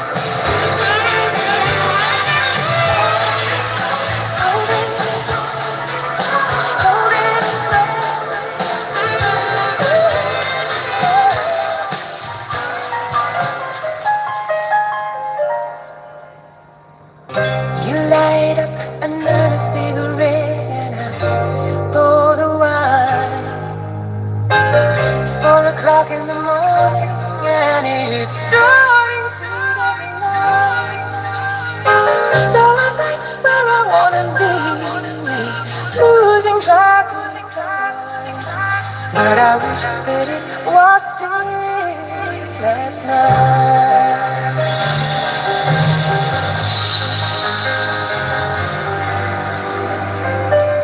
You look like you're in another world, but I can read your mind. How can you be so far away, lying by my side? When I go away, I'll miss you, and I will be thinking of you every night and day. Just promise me you'll wait for me, 'cause I'll be saving all my love for you, and I will be home soon. Promise me you'll wait for me. I need to know you feel the same way too. And I'll be home soon.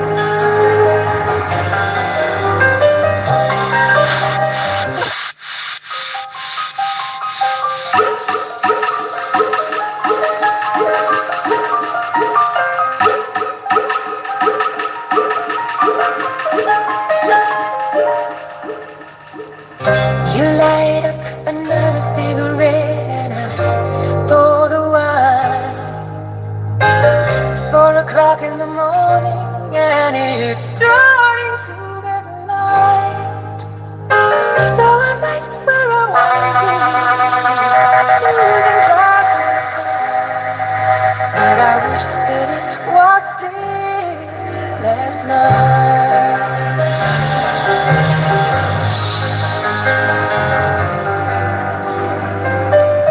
You look like you're in another world, but I can read your mind. How can you be so far away, lying by my side? When I go away, I'll miss you, and I will be thinking of you every night and day. Just promise me you'll wait for me, 'cause I'll be saving all my love for you, and I will be home soon. Promise me you'll wait for me. I need to know you feel the same way too. And I'll be home soon.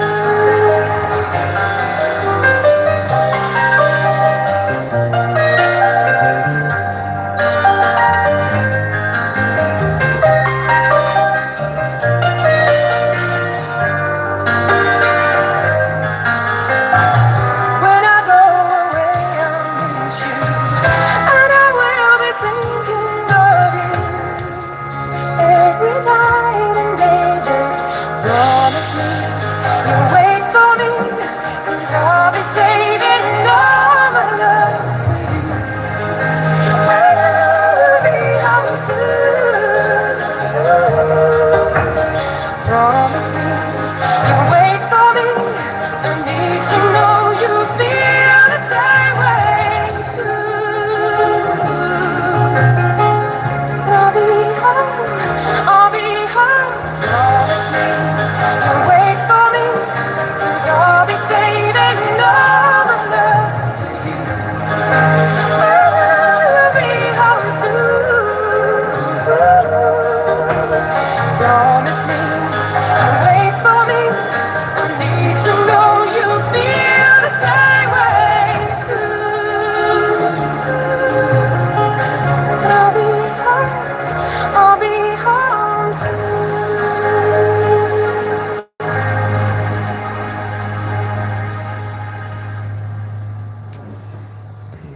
Read your mind. Hey, Mr. Moneros, can I talk to you? Right. Fine, yeah. Don't forget this. Take it over again.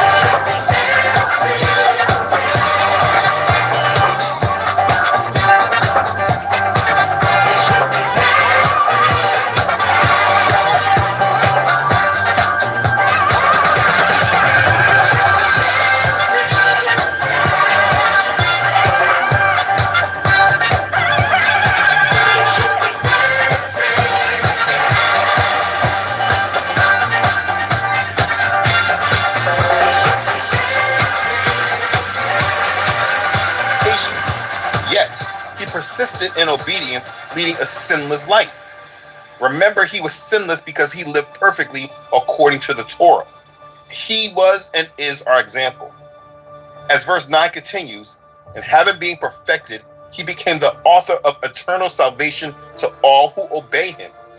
It shows and confirms that he successfully carried out Yah's plan for him. He endured suffering and temptation so that he could truly function as our high priest, understanding our weakness and interceding before Yahuwah for us. When he calls him the author of eternal salvation, it means he is the cause or the source. His sacrifice in our place makes him the source of our salvation. Now, chapter 5 ends with, for though by this time you ought to be teachers, you need someone to teach you again the first principles of the oracles of Elohim. And you have come to need milk and not solid food. For everyone who partakes only of milk is unskilled in the word of righteousness, for he is a babe. But solid food belongs to those who are full of age, that is, those who by reason of use have their senses exercised to discern both good and evil. Hebrews chapter 5, verses 12 through 14. You see, he was definitely throwing jabs at them. In verse 8, he first said that he had much to say, but it's hard to explain since they had become dull of hearing. Dull meaning sluggish. Basically saying y'all are slow. When these people were hearing the word of Yah, they were not quick to accept it. They had grown lazy in their faith. So explaining the truth to them, it would be difficult. It unfortunately is no different today. True. Again, the reason for this video is people expecting to understand the new covenant when they never took the time to understand the old covenant it was replacing. He said these Hebrews he was speaking to have come to need milk and not solid food, and therefore they were unskilled in the word of righteousness. You see, these Hebrews did not necessarily lack information concerning righteousness. They lacked experience in practicing the information that they had. They were unskilled. It's like people that have been going to church all their lives but don't understand how to fully trust and depend on Yah when it actually matters. They hear about these things in church all day, and they know that they should. But when they need to actually do it, they are unskilled. You see, maturity comes from practice. Those who make a habit of obeying the message of righteousness mature in the faith, and they're able to discern both good and evil. And this is unfortunately the case for many believers today. They only want milk, and therefore they're unskilled in matters of righteousness. And they fall to the enemy because they cannot discern between good and evil. True. The writer of the book of Hebrews is definitely trying to school these Hebrews on how to accept this new covenant. And it's important that if you want to understand the new covenant, you understand what the new covenant actually is. You cannot understand the new without understanding the old. Understand the difference between them that would get that letter at that time and you. The Hebrews during that time, they would understand the role of the high priest. Why? Because that was their foundation. The role of the high priest is not your foundation today. That's not spoken about in Christianity. People don't truly understand this role that the Israelites held on to, and they don't understand what was going on through the feast. This is not something that's taught in the main doctrines of Christianity. Today, because so many people reject the Torah, they don't fully understand the function of this role of high priest. And therefore, they do not fully understand what Yahusha actually is in this new covenant. They are on milk, and they sum it up as believing in Yahusha, but they don't fully understand the function and the role that Yahusha actually takes on that makes him be our atonement. You just say that he died for your sins, but you don't actually understand how and why and what he is. Belief in him does not allow us to be lawless. It allows us to accept Yahusha as our sacrifice for atonement. But I'm not going to rush through this book, so I'm going to just stop there and pick it back up in the next video because I'm getting a little hyped. Excuse me, sir, how old were you when you made your first million? What is this for? We're trying to get advice for the younger generation. I made my first million last year, actually. What line of work are you in? I'm in sales. Okay, what's the best advice you can give someone that's in sales? You're only as good as your sales. The important point to understand is that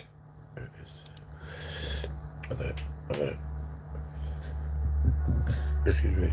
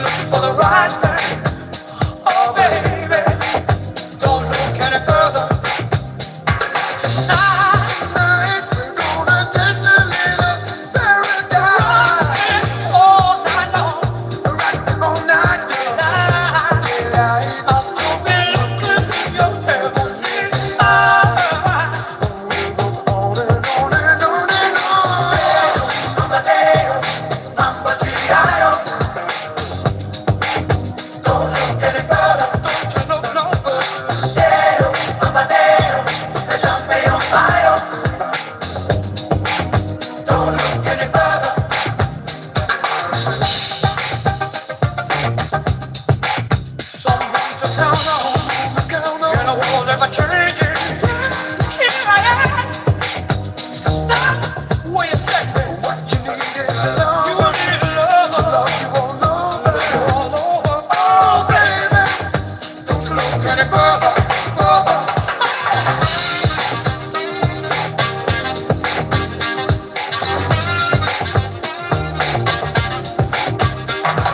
Tonight, we're gonna taste a little paradise. Rock you all night long. Rock me all night long.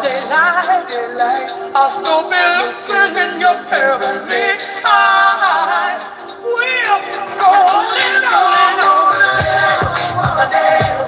Mama G.I.O. Don't look any further. Don't look no further. Damn, Mama damn. There's something on fire. Don't look any further. Damn, Mama damn. Mama G.I.O. Don't look any further. Don't you look no further.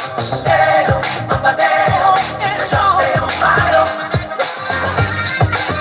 Don't look any further. Damn, Mama damn. Mama G.I.O. Maybe Corey can do a better job of explaining. Let me see if I can. I'm not. Yo, this guy is Rory. This is Rory and the grandson. This is the one that he's not here no more. I think Father wiped him out. Literally, he gave him a cocoa basket, infection and disease. And him and his grandson. And no one knows what the disease and infection. Yeah, because he come from the cocoa basket. He's not here no more. This is, he's just using him as an example. He's not here no more, this boy. Rory and the grandson. Maybe Corey can do a better job of explaining. Let me see if I can. I'm not telling you that you ought to go without law, that you just do what you want to do. That's not what I'm saying. I'm saying you are not to try to keep what he told others to keep and try to keep what they themselves could not keep. Do you understand now? Let's go and pull up the 10 Commandments. Here it is, Exodus 20. There are these 10 commandments. And so, Corey, are we saying that we should no longer have to abide by these 10 commandments? I'm telling you, don't abide by the rules that were given to Israel. Abide by what the Lord has given to us in this dispensation of the church age. What he's given to us as believers. You cannot, even if you had it in yourself to keep the law, you couldn't. You don't have a means by which to make atonement. You ever met a person that thought they knew something, then when they open their mouth, we realize he doesn't know what they think they know, but let's let them keep talking.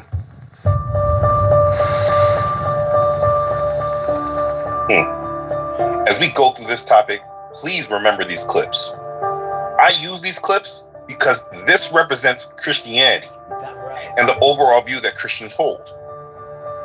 You will come around a lot of different pastors and ministries. Some speak these same thoughts, and others, they say it much more subtly. But I think that this is the best example because of the confidence, arrogance, and pride in which these statements are made. Actually, you didn't. You fooled yourself and you're going to hell. But, you know, he's a good example because Father made a beautiful example out of this one. Real beautiful. And he had to come on national stage and cry. And then Father did the same thing to your grandson. And no one knows what it was. All the king's horses and all of Esau can't fix it. And he come on there crying. But he didn't ask Jesus for help. He wanted you to pray for him and his grandson. He didn't ask for prayers himself. He wanted you to pray for him because he couldn't pray himself. Because he knows if he prayed, he'd most likely get killed. Because he knows what child he is. And then he had to come on. He started crying everything. Literally broke down. It was sad to see still. It wasn't something to gloat at. It was just to see, wow, this thing is real. Because he's pushing his poison. And he did it so confidently as well. And brash. So Father said, alright. So into that front stage, I go and give front stage. You and your grandson. And true to Father's word. You come on there crying. Literally. Like, literally, he's sick. I don't think he's here now. I think he's dead. Serve you right, Rasta. Serve you right. Rory. Serve you right. But I think that this is the best example because of the confidence, arrogance, and pride in which these statements are made. Actually, you didn't. You fooled yourself and you're going to hell. I'm kidding. No, I'm not. Keep the law, go to hell. live by Christ, go to heaven. And I want these words to be remembered by you as I explain this topic, because it will really highlight the difference of what I have been emphasizing in this ministry around the falsehood that Christianity represents. I mean, let's be clear. According to the doctrines of Christianity, this man is very much on point. But the biggest problem that needs to be reconciled is that Christianity is not a biblical faith. It is a faith of tares. And all the people that promote these lawless ideals in these teachings, they very clearly do not have a foundation that starts from the Old Testament, in which every writer of the scriptures has a foundation in. Their foundation is in Christianity, the religion of Christianity. And that's what is so dangerous. So here's the question. What has changed between the Old Covenant and the New Covenant? Is it really just as simple as we don't have to follow anything that's written in those books? In the last video, we went through understanding the New Covenant by going through an important book in the New Testament, the book of Hebrews.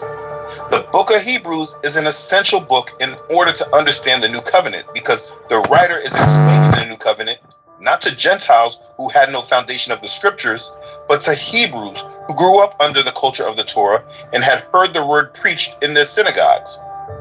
This letter was written to them in order that they can understand the new covenant that Yahuwah put forth through Yahusha. As I have explained, there are so many that speak that they accept the new covenant, but unfortunately, many have not taken the time to understand it themselves, and they have heard it from teachers who have taught them a lawless application that tells them that everything that our Father has declared in his Torah is no longer valid because of this new covenant. So let's go to the Ten Commandments. Here is the rule, ladies and gentlemen. All you have to do is abide by what was prescribed in the New Testament. Over the years in this ministry, I have been trying to explain this topic about the law in hopes to keep people away from Yah's wrath. But I have come against much opposition because people don't want to hear much about the laws of Yah. I mean, it's much easier to claim a faith that requires nothing from them. And the beauty is that it's true. Salvation is not earned. It is a gift of grace. But in your own life, please try to show anyone that you love them while living a life that says that you don't want to do what it is that makes them happy. Would your spouse or significant other actually believe that you love them if you lived a life that does exactly the things that they hate? Would you believe your children loved you and respected you if they never wanted to follow any of your rules or your guidance? As James has said,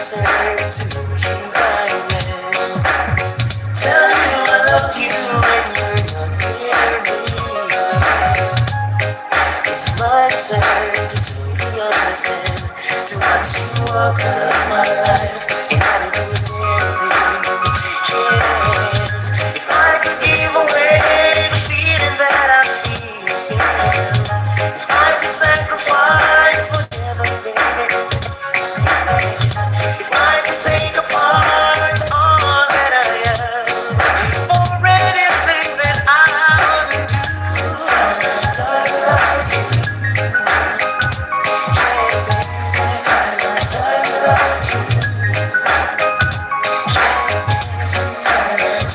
apologize. Oh, I apologize for all the things I've done. Now I'm the one who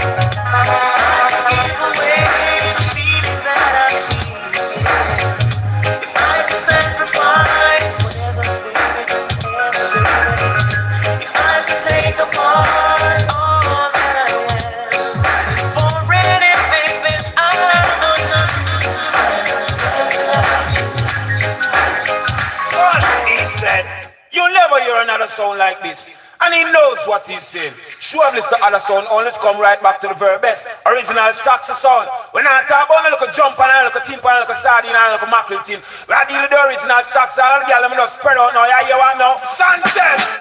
Happens to be exclusively yours. Sanchez by the rough neck sound. How loud. Oh yeah. Saxon, yeah.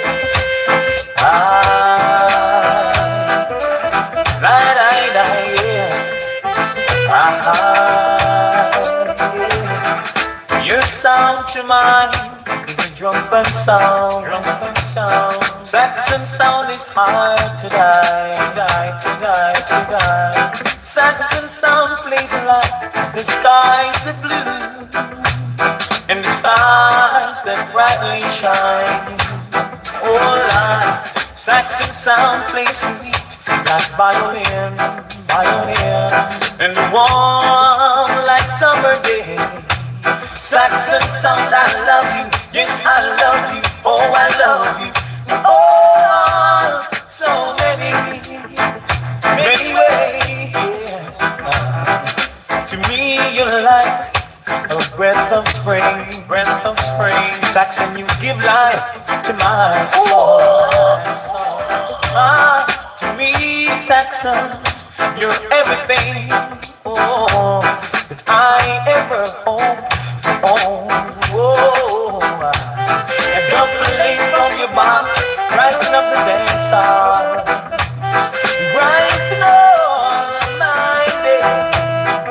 And Saxon, I love, yes I love, oh I love you, oh, so many ways. But if words could say how much I care, Saxon, you'd be amazed. And I just love you, oh, so many ways, yeah. Your sound to mine is a trumpet sound. Saxon sound is hard to die. Saxon sound plays like the skies that blue and stars that brightly shine. Oh Lord, Saxon sound is sweet like violin. Let me tell you this. And warm like summer days. Saxon sound, I love you, yes I love you, oh I love you, oh so many ways. With words to say how much I care, Saxon, you'd be amazed. Yes I love you, oh I love you, yes I love you, oh so many ways, yeah.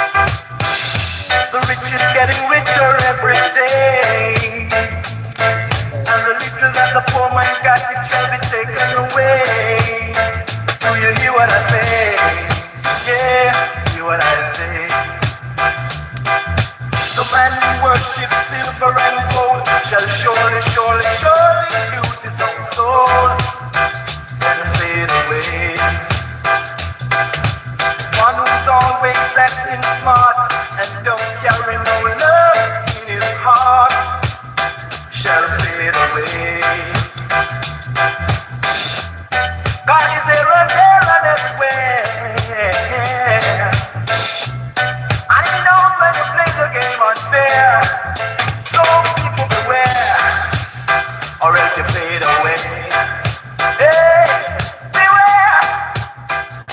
to fade away. You gotta fade, gotta fade, gotta fade now.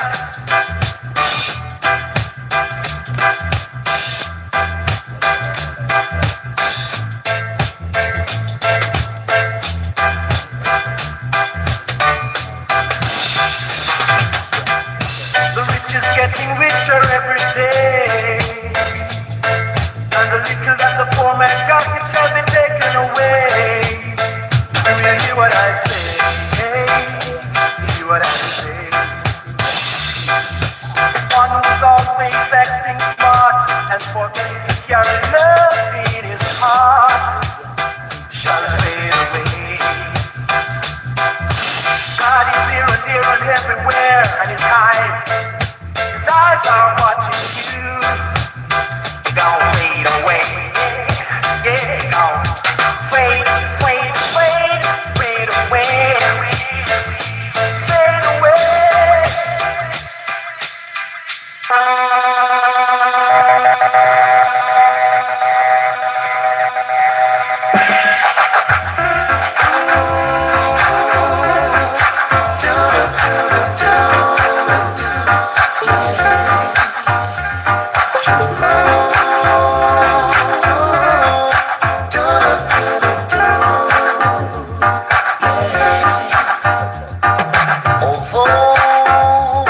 Used to say that love is blind. Girl, looking fine, I wanna make you mine. Remember when we used to hold hands in the park, you and I. Now you pass me by, hold your head up high in the sky. Well, I want you to know that this is the game of love. This is the game of love. This is the game of love.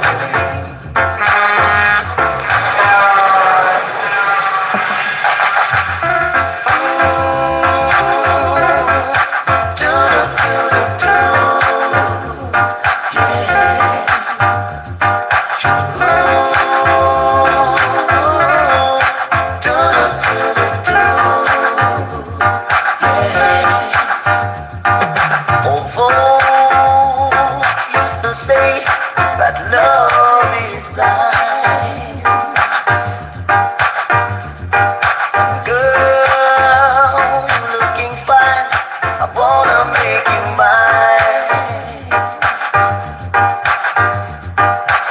Remember when we used to hold hands in the park, you and I.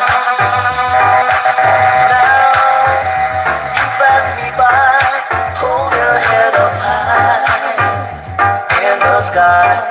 Well, I want you to know that this is the game of love. This is the game of love. This is the game of love. This is the game of love.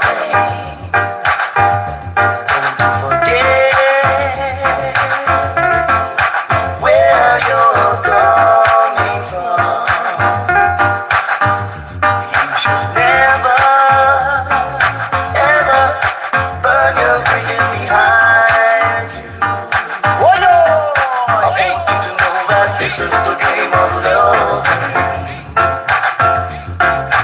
This is the game of love. Girl, this is the game of love. This is the game of love. I want you to understand that the storm will refuse always be the head. God a storm, cause this is the game of love. This is the game of love.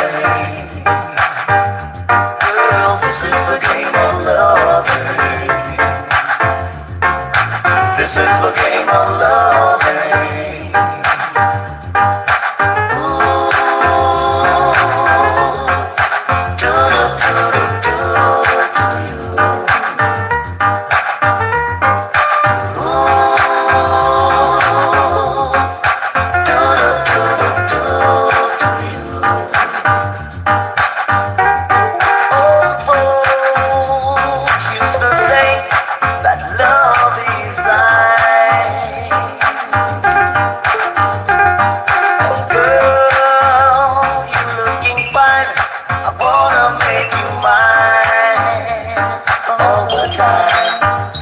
'Cause this is the game of loving.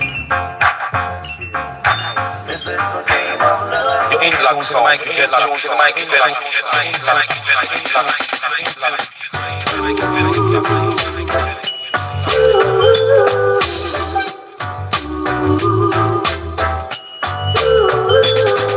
If I give my love to you, I'll give it all to you. And if I sing this song for you, I'll sing it all for you. A world without love means nothing to me. A world without joy means nothing to me. Take my hand and lead me straight to your heart. you're in the zone to the mic, you're in the zone to the mic,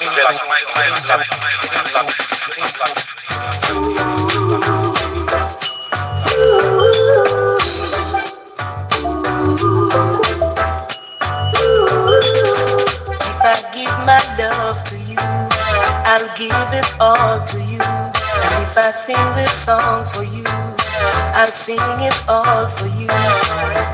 A world without love means nothing to me. A world without joy means nothing to me. Take my hand and lead me straight to your heart. I need your loving and I need it more and more. Never, never give my love away. Please don't give it away. Never, never give my love away. Please don't give it away.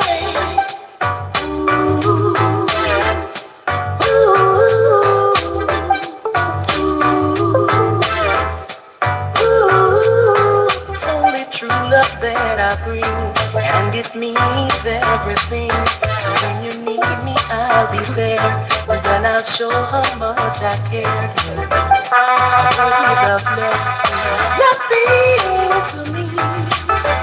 A world without joy means nothing to me. So take my hand and lead me straight to your heart. I need your loving and I need you more and more. Never, never give my love away. Please don't give it away. Never, never give my love away. Please don't give it away.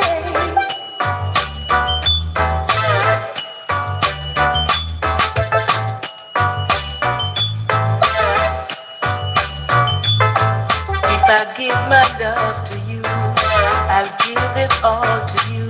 And if I sing this song for you, I'll sing it all for you. 'Cause a world without love means nothing to me. A world without joy means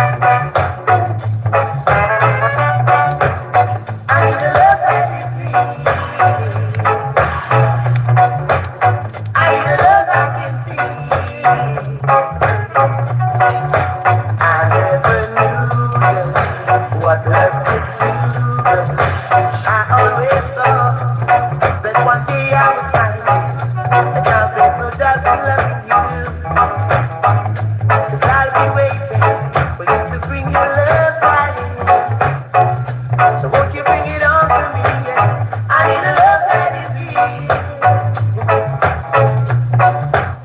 I need a love I can feel. Love is a thing, it comes and goes. Love is a feeling, and it will always show.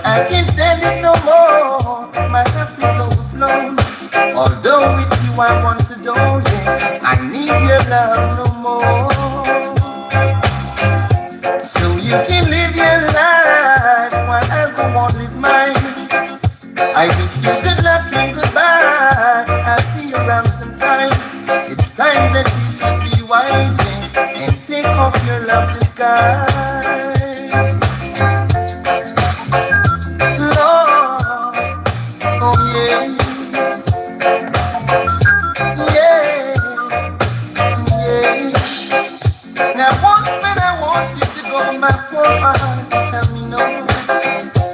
But I can't stand it no more. My cup is overflowing. Although it's you I want to do, I need your love no more. So you can live your life while everyone live mine. I wish you good luck and goodbye. I'll see you around sometime.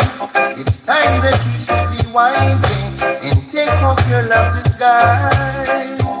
Yeah, Lord, oh yeah. Believe me, yeah. Lord, oh yeah.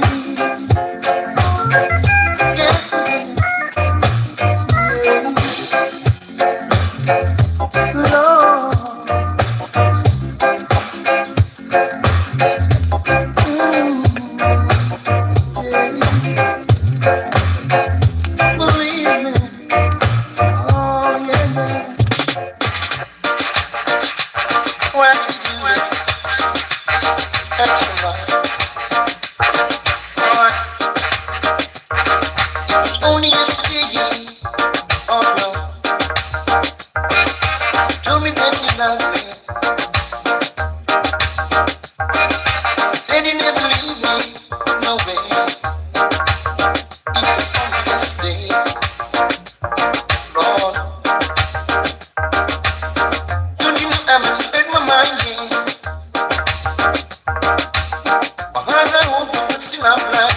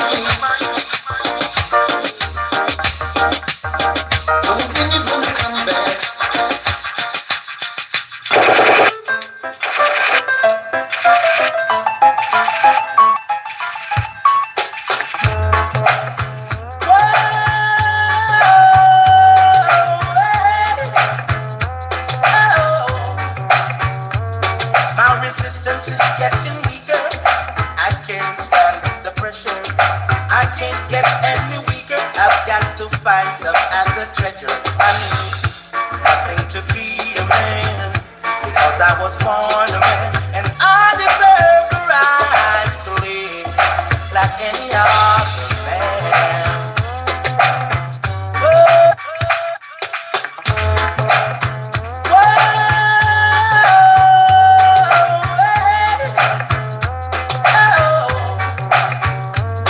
My resistance is getting weaker. I can't stand the pressure.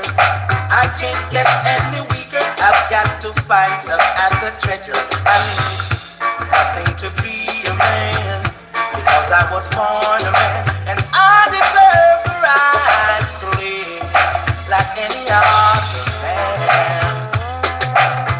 Whoa. My mind in such a state. Sometimes it makes me sick. Sometimes I try to aid, but I just don't know the trick. I need nothing to be a man, because I was born a man, and I deserve the rights to live like any other man.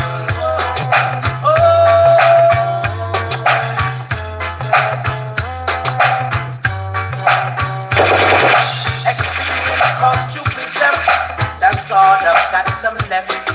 I'm getting out for certain. My soul can stand the test. I need nothing to be a man, because I was born a man, and I deserve the rights to live like any other man. Whoa.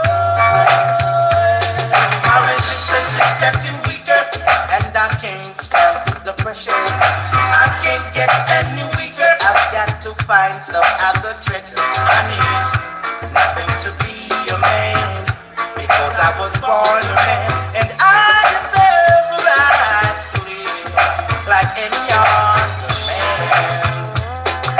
Yeah, any other man. Whoa, whoa, whoa, whoa.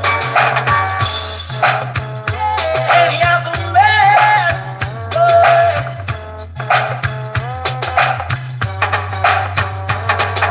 My mind in such a state.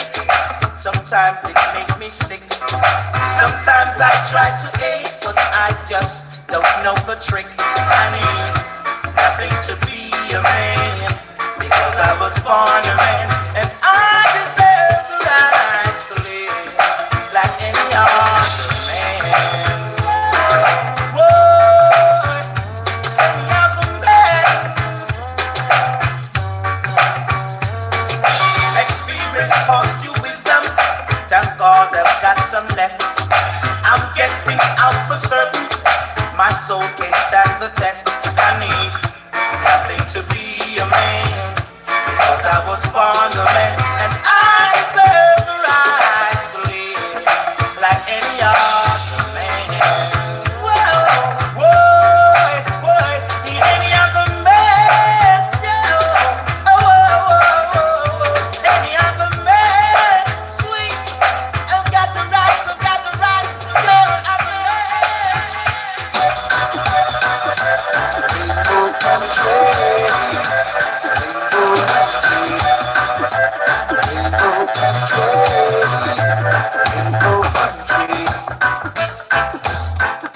Hey, Mr. Music, sure feels good to me. I can't refuse it. Got to be, gotta be. Yeah. Feel like dancing. Dance 'cause we are free.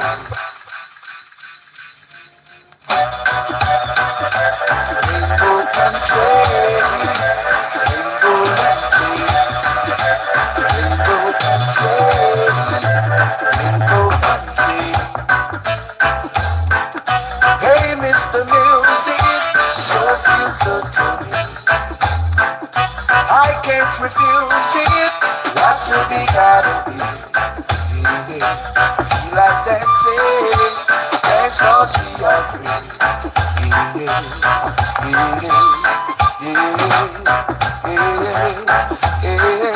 I've got my home in the promised land. I feel like go home. Can't you understand? Na, na, na, na.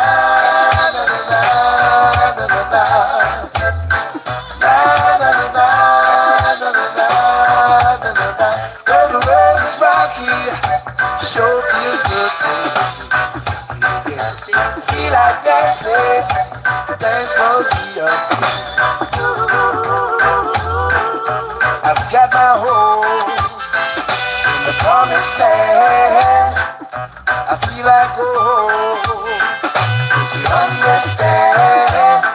Na na na na na na na na na na. Na na na na na na na na na na. Rainbow country, rainbow country, rainbow country, rainbow country. Yeah, now rainbow country, rainbow country, rainbow country. Look, hey, Mr. Music, sure feels good to me. I can't refuse it, what to be gotta be. Yeah. Feel like dancing, dance cause we are free. Yeah. Yeah. Yeah. Yeah. I've got my home in the promised land. I feel like home. Can't you understand? Na na na na na na na na na na. Na na na na na na na na na na.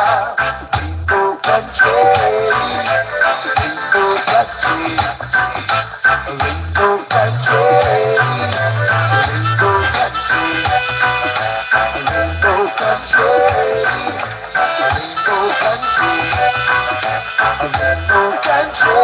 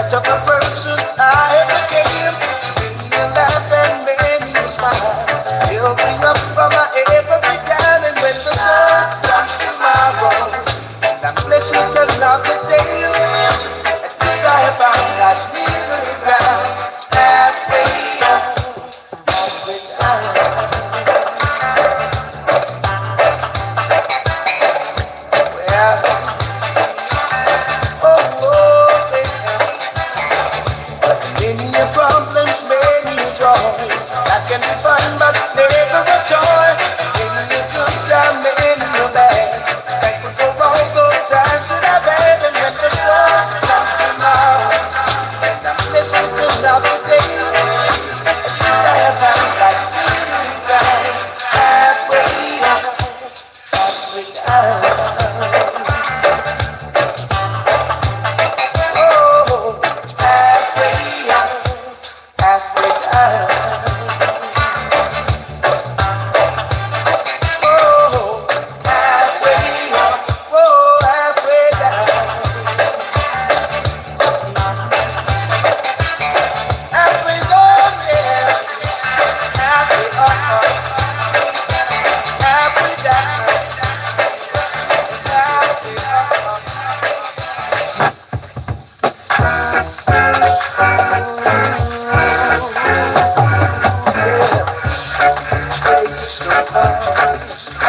Please help me, Lord. I just can't stand the strain. No, each day is just the same. Tears fall down like rain, and I can't stand the pain. Why must I live this life alone? Why must I live this life alone? Yes. Everyone is having fun, but I am having none. What in this world can I do? Yeah, I try the best I can to let them understand that I'm only a man. Yes, but I can't seem to find someone with peace of mind, someone who's true and kind. Why must I live this life alone? Why must I live this life alone? Yes.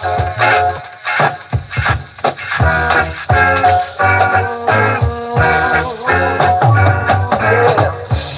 Each day is so hard. Please help me, Lord. I just can't stand the strain. No. Each day is just the same. Tears fall down like rain, and I can't stand the pain. Why must I live this life alone? Why must I live this life alone? Yes, everyone is having fun, but I am having none. What in this world can I do? Yeah, I try the best I can to let them understand that I'm only a man. Yes, but I can't seem to find someone with peace of mind, someone who's true and kind. Why must I live this life alone? Why must I live this life alone?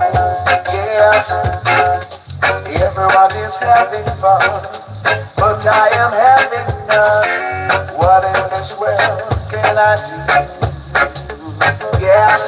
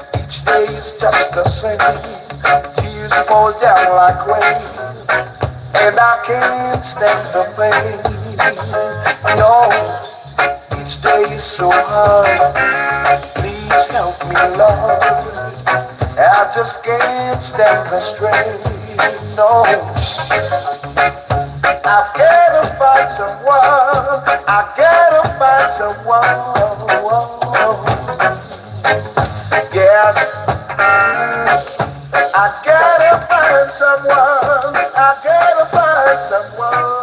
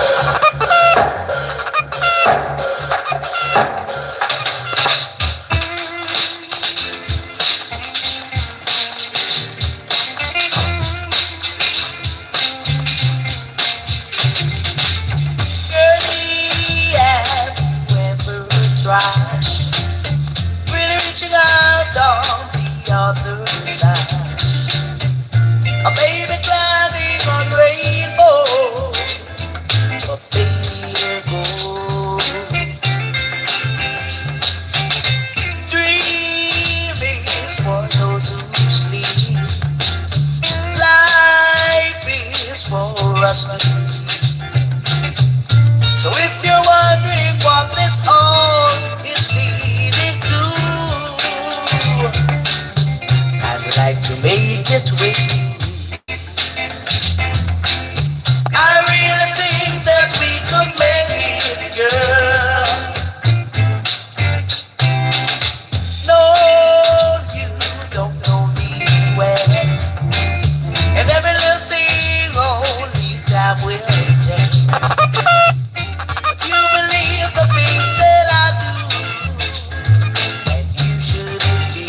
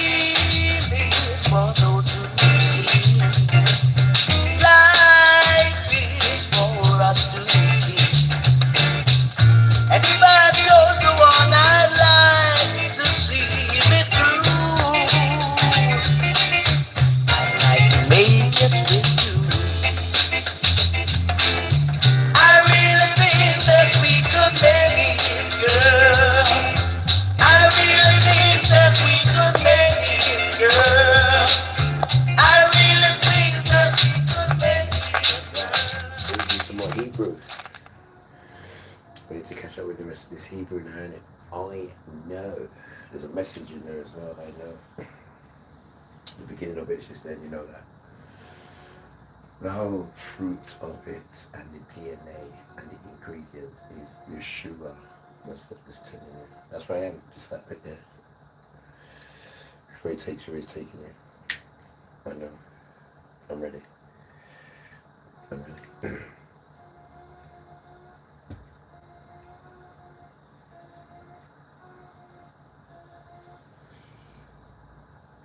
I like it. Nice tune, innit? Nice tune. D Dennis. Alright, one more. I knew a man Bojangles and he danced to you in worn-out shoes, with silver hair, a ragged shirt and baggy pants. The old soft shoes. He jumped so high, then he lightly touched down.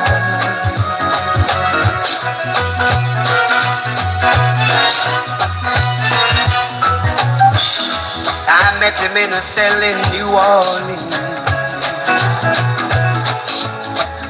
I was down and out. He looked at me to be the eyes of age. As he spoke right out, he talked of life, laugh and slap his legs sustained.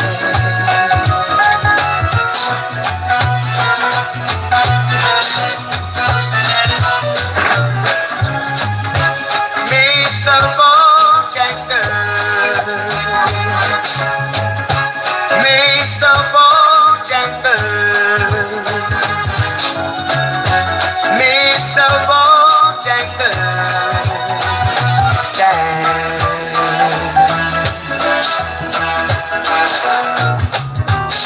he said his name's Bojangles, then he danced a little across the sand. He grabbed his pants a bed of spears, oh how he jumped up high. He clicked his heels, he let go alive, shook back his clothes all around.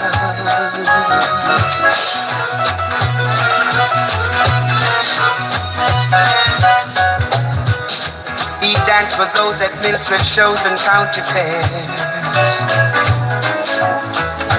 Throughout the South, he spoke with tears of 15 years, oh how he dogged and he traveled about. He dogged up and died. After 15 years, he still grieves.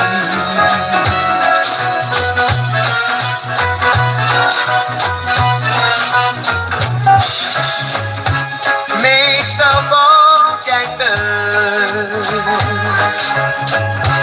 Mr. Bojangles, Mr. Bojangles,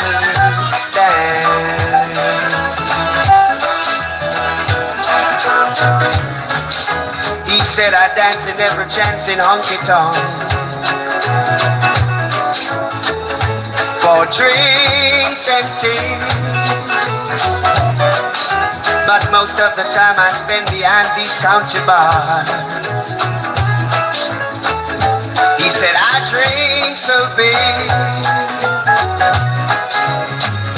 He shook his head, and as he shook his head, I heard someone ask, please.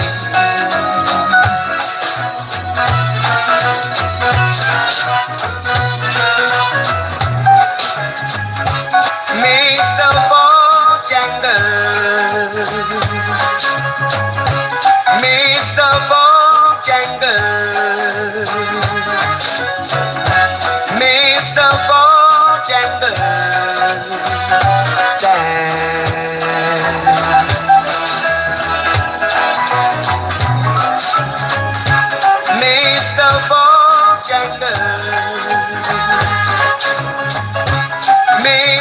Bojangles,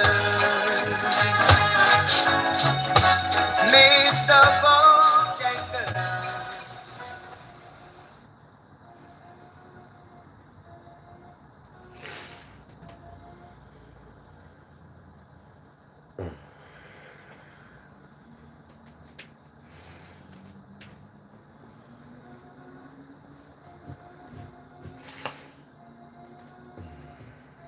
Yeah, I'm ready. I'm ready. I'm ready. It's this now, innit? Yeah, it's this. It's this. Oh, you just pulled it back. Crazy how you done it, innit? I know.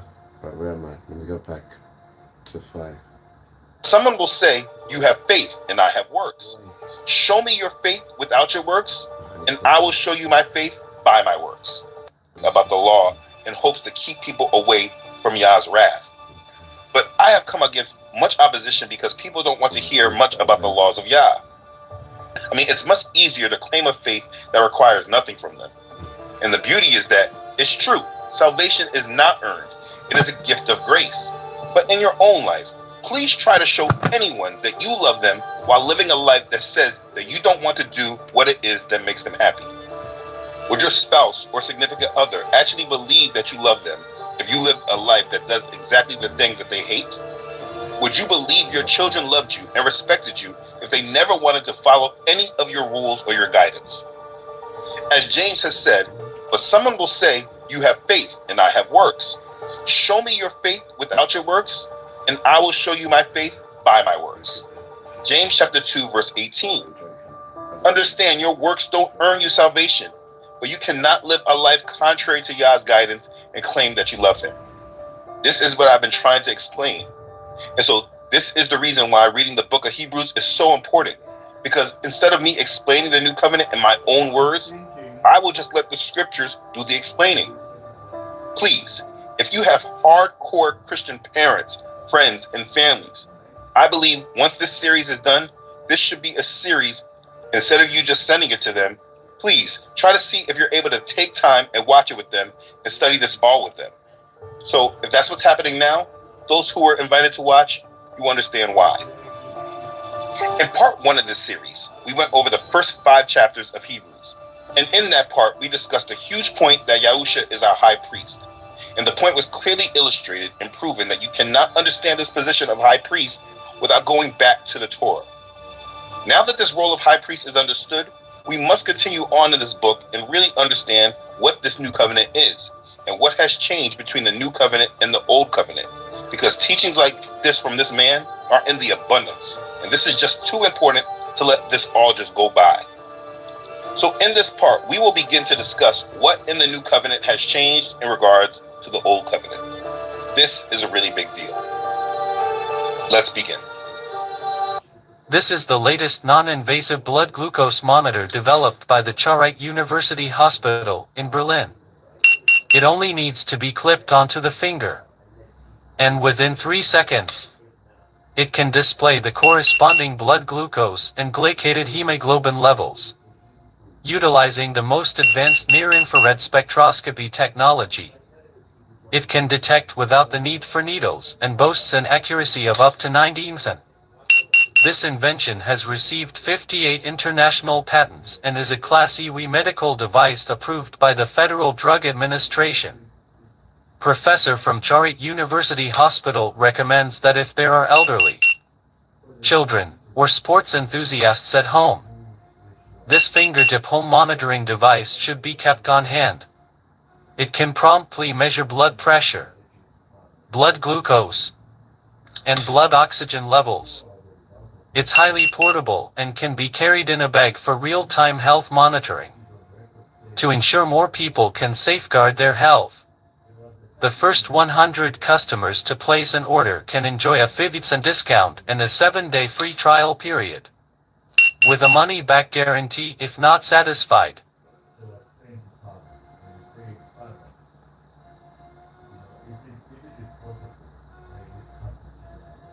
What's the first thing you do when you wake up in the morning? If you're checking your phone, stop that.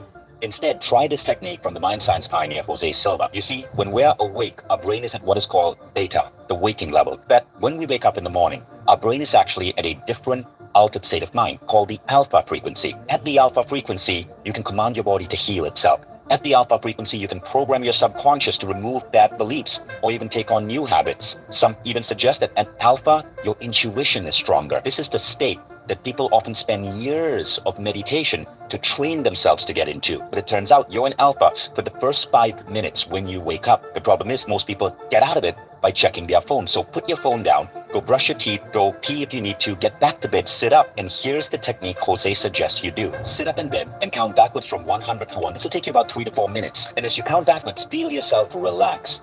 Because you're counting, you keep your mind active so you don't fall asleep. Now, once you're at the alpha level, you're effectively at a really deep level of meditation. This is where you can apply different techniques such as communicating with your body, self-healing, Reiki, creative visualization, and everything is enhanced. Do this every day for the first 10 days. Now, for the next 10 days, you count from 50 to 1, and you'll be able to go as deep. For the next 10 days, 25 to 1. Then on day 31 to 40, you're counting only from 10 to 1. If you do this every day for 40 days, you train your brain to be able to go to alpha anytime, not just in the morning, but anytime you want by simply counting backwards from 10 to 1. Just like a hypnotist can get you to sink into a different state, at this point, you can go really deep in meditation in 10 seconds. But it's what you do at the alpha level that's where magic happens. Now, the Silva Method has become one of America's most powerful personal growth programs, and videos I've done in the Silva Method have become some of the most viral videos on the internet, and you're going to see why. Jose Silva was a radio repairman who lived in the border town of Laredo, Texas in the 1940s. He had 10 kids, and his kids were not doing very well in school. Now, Jose Silva had a crazy idea. You see, he had served in the US Army, and he was fascinated by the psychological questions that the Army psychologists would ask new recruits. So he decided to look at psychology and then look at what he knew about radio repair and figure out how he could change the mindset and the brains of his kids so they could do better in school. As a radio repairman, he knew that if you reduce the resistance of a wire, more electricity flows through it. So he wondered, what could I do to reduce the resistance in the human mind? He decided to experiment with reducing any form of resistance in his children's brain. He experimented with biofeedback. He experimented with hypnosis. And sure enough, his children's grades started improving at school. But then something astonishing happened. He was sitting down with his daughter Isabel, reading a history book and asking Isabel questions. So he would guide Isabel into a restful state of being. She would have her eyes closed. He would read her the important dates. She would be able to absorb that, and then he would ask her questions. But something strange started happening. Isabel was able to answer a question before he verbally spoke it. Now let me explain this. He would think of the question in his head, a question such as, who was the 16th president of the United States? Before he could verbally say it, Isabel would answer the question, Abraham Lincoln. Jose Silva was mind blown. And so he wrote to Professor J.B. Ryan at Duke University. J.B. Ryan was famous for his research into a concept called ESP, extrasensory perception. And Silva told Ryan, Doctor, I think I trained my daughter to have ESP. J.B. Ryan replied back in a letter and said, no, that's absolutely not true. No one can be trained to have this. Your daughter must have been born with it. Jose Silva disagreed. So he continued training the rest of his kids to develop a high degree of intuition. So now over the next 10 years, Jose Silva trained 39 Laredo children on this approach. He documented the results. He made everything hyper precise, and he proved J.B. Ryan wrong. This was a trainable skill. But then adults started noticing, and adults started coming to him in Laredo, Texas to get trained. Jose Silva decided to call his approach the Silva Mind Control Method. And what happened next was astonishing. A man wrote in a newspaper how after learning Silva's method, he was able to cure his persistent migraine headaches for good. The migraines just disappeared. The next class, Jose wrote in his autobiography, was absolutely flooded by people. And the Silva Mind Control Method ended up expanding all across the United States. So here's what Jose Silva discovered as the root cause of all our problems. We are powerful beings, but from the time we are born, from the Okay, so as we left off in the last video, the important point to understand is that Yahusha is our high priest. And through the first 5 chapters of Hebrews, The writer was bringing back remembrance of the messianic prophecies and also themes of the Torah to help the Hebrews who were still not ready to accept Yahusha. The writer was bringing clarity on who Yahusha truly is in this new covenant. You see, we all know why he is the Messiah, but through understanding this role as high priest, you will understand his function and role in the new covenant that you're coming to Yahuwah through. You have to understand, when you're listening to people who say we're not under the law, and you should not keep the law because there's no way to atone, like this man was teaching. You cannot, even if you had it in yourself to keep the law, you couldn't. You don't have a means by which to make atonement. I want you to understand that they are all teaching about a subject that they do not understand. Now, whether their true intent is to deceive you or they're just truly deceived in Christian doctrines is something I'm not qualified to tell. I don't know them personally. But what I can tell you is that it's wrong, and you can clearly see why as you go through this series. Where's our good friend Myron at? Myron, did God tell you to stop offering animal sacrifices? Since you want to keep the law, Myron. Myron, when you make your offerings and your sacrifices, who's the high priest who also must be a Levite who's making intercession between you and God? Myron. Well, we can see that clear just by this, because they don't understand Yahusha's role as the high priest and what is the whole reason why he is our atonement and how he provides forgiveness for sins. I mean, honestly, what it really looks like and seems is that Christians truly just have been taught that he died for our sins, but no one really has been taught how him dying for our sins actually is our atonement. You're going to learn today. Now, it may be helpful if you got your Bible out and read along with me. This is a Bible study, so please read with me and take notes. So to continue in this discussion, we will move on to Hebrews chapter 6. Let me just finish it because I was on 5. Ton of hearing.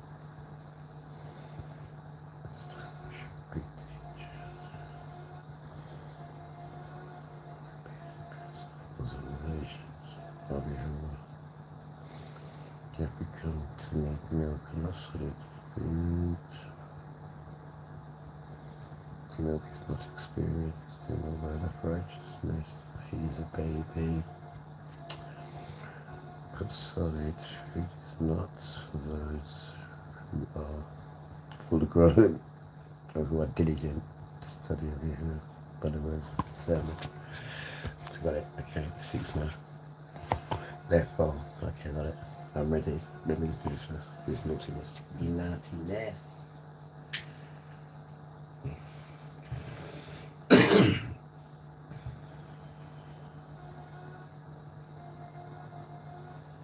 Okay, I'm ready.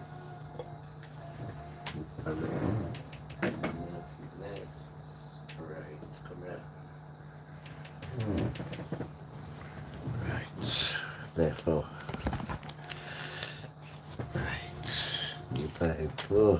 The Bible. Right. Come on. Let's do it. Therefore, leaving the discussion of the elementary principles of Messiah, let us go on to perfection, not laying again the foundation of repentance from dead works and of faith toward Elohim, of the doctrine of baptisms, of laying on of hands, of resurrection of the dead, and of eternal judgment. And this we will do if Elohim permits. For it is impossible for those who were once enlightened and have tasted the heavenly gift and have become partakers of the Holy Spirit and have tasted the good word of Elohim and the powers of the age to come, if they fall away, to renew them again to repentance, since they crucify again for themselves the Son of Elohim and put him to an open shame. For the earth which drinks in the rain that often comes upon it and bears herbs useful for those by whom it cultivated, receives blessing from Elohim. But if it bears thorns and briars, it is rejected and near to being cursed, whose end is to be burned. Okay, Hebrews chapter 6, verses 1 through 8. Yeah, so this chapter, he's still moving a little slow getting to the meat. So please, as you're reading, please stay focused as we go through it. I don't want to skip through anything. I'm going through the whole book. But okay, as you read this, if you remember from chapter 5, he was just throwing jabs, talking to the other Hebrews. He told them that they were dull in hearing and unskilled in the word of righteousness. He said they needed milk and not solid food. So as he continues on writing in this letter, He is hoping that he already got their attention by calling them dull of hearing and in need of milk and not solid food. And he is now calling them to mature in their understanding. In verses 1 and 2, he lists 6 items that he calls the elementary principles of Messiah. They are repentance from dead works, faith toward Elohim, the doctrine of baptisms, laying on of hands, resurrection of the dead, and eternal judgment. He is asking to move on from the elementary principles in reference to Messiah. He said he will go back to them if Yah permits, and therefore he did not go in depth on these principles in the letter. This part of the letter, he's just explaining why it's important to mature in your understanding, and he uses a parable about the earth and rain to explain. But this is not essential to the new covenant, but more to the audience who he's speaking to, who he was saying needed milk and not solid food. In this part, he's just explaining his remarks. Chapter 6 is just a continuation of what he was saying in chapter 5, but trying to provide more context for them. Let's keep reading. But beloved, we are confident of better things concerning you. Yes, things that accompany salvation, though we speak in this manner. For Elohim is not unjust to forget your work and labor of love which you have shown toward his name, and that you have ministered to the saints and do minister. And we desire that each one of you show the same diligence to the full assurance of hope until the end, that you do not become sluggish, but imitate those who through faith and patience inherit the promises.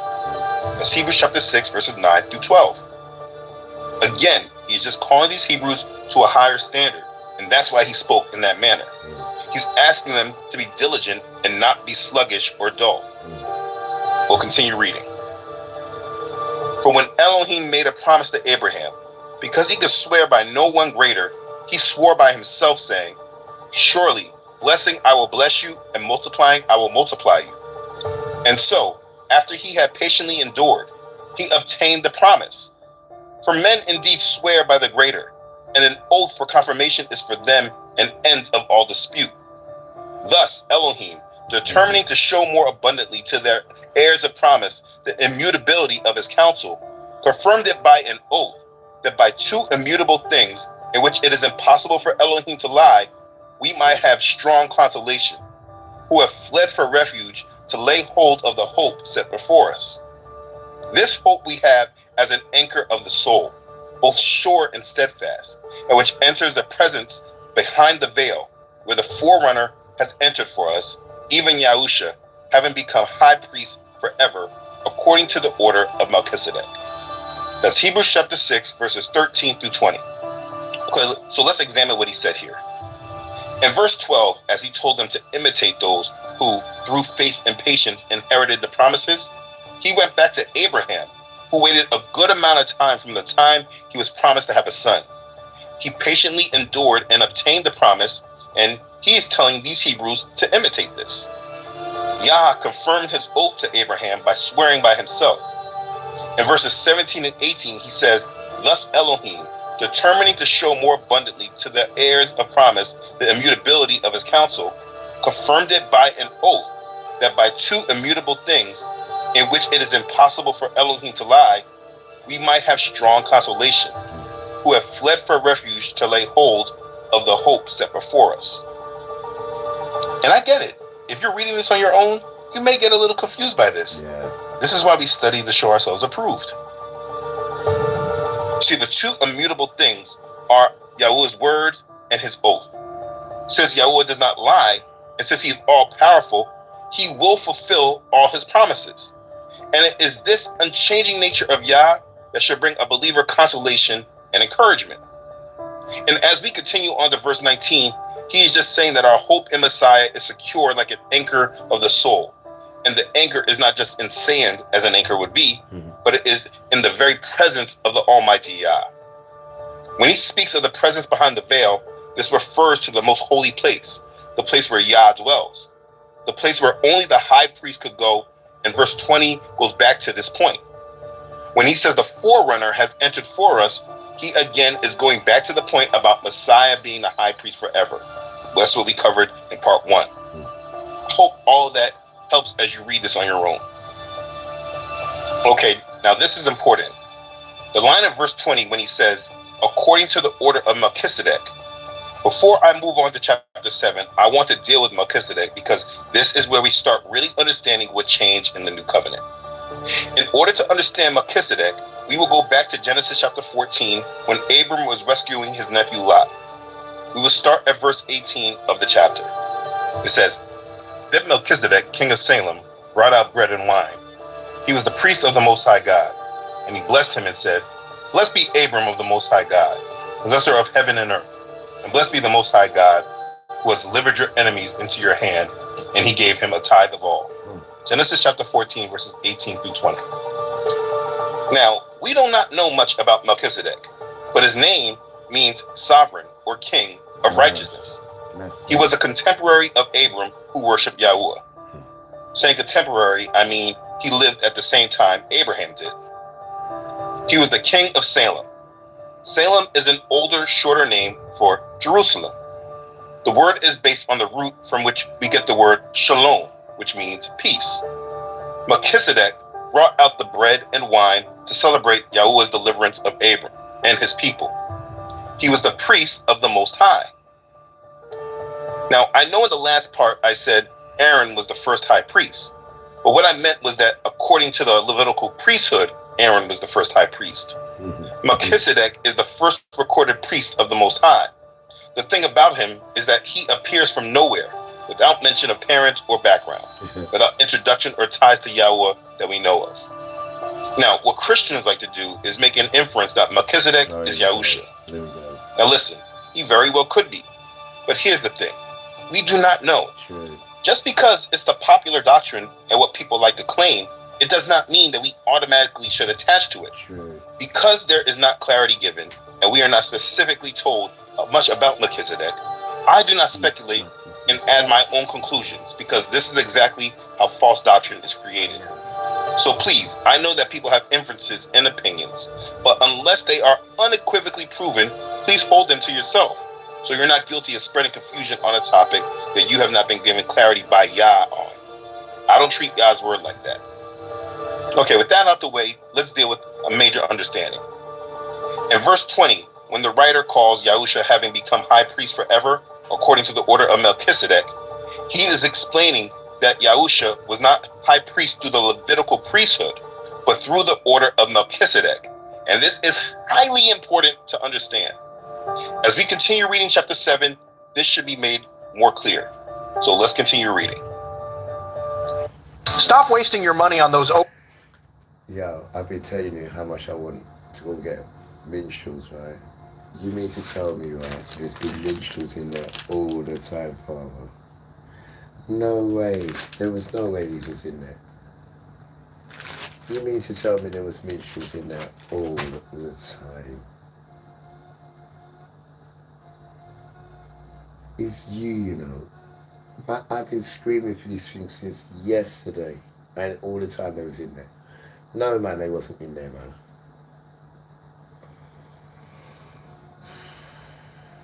That is freaky, bro.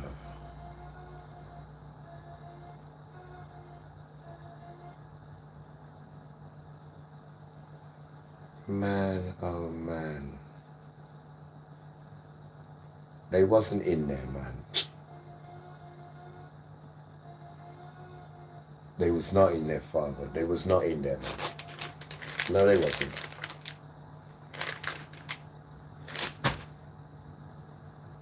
Now that is scary, bro. They was not in there, man. I even asked him to go get me some yesterday. They was not in there, Father.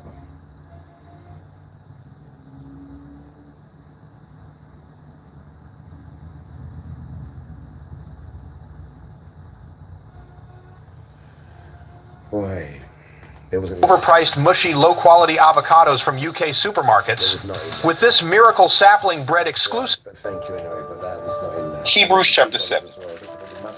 For this Melchizedek, king of Salem, priest of the Most High Elohim, who met Abraham, returning from the slaughter of the kings, and blessed him, to whom also Abraham gave a 10th part of all, first being translated king of righteousness, and then also king of Salem, meaning king of peace, without father, without mother, without genealogy, having neither beginning of days nor end of life, but made like the son of Elohim, remains a priest continually.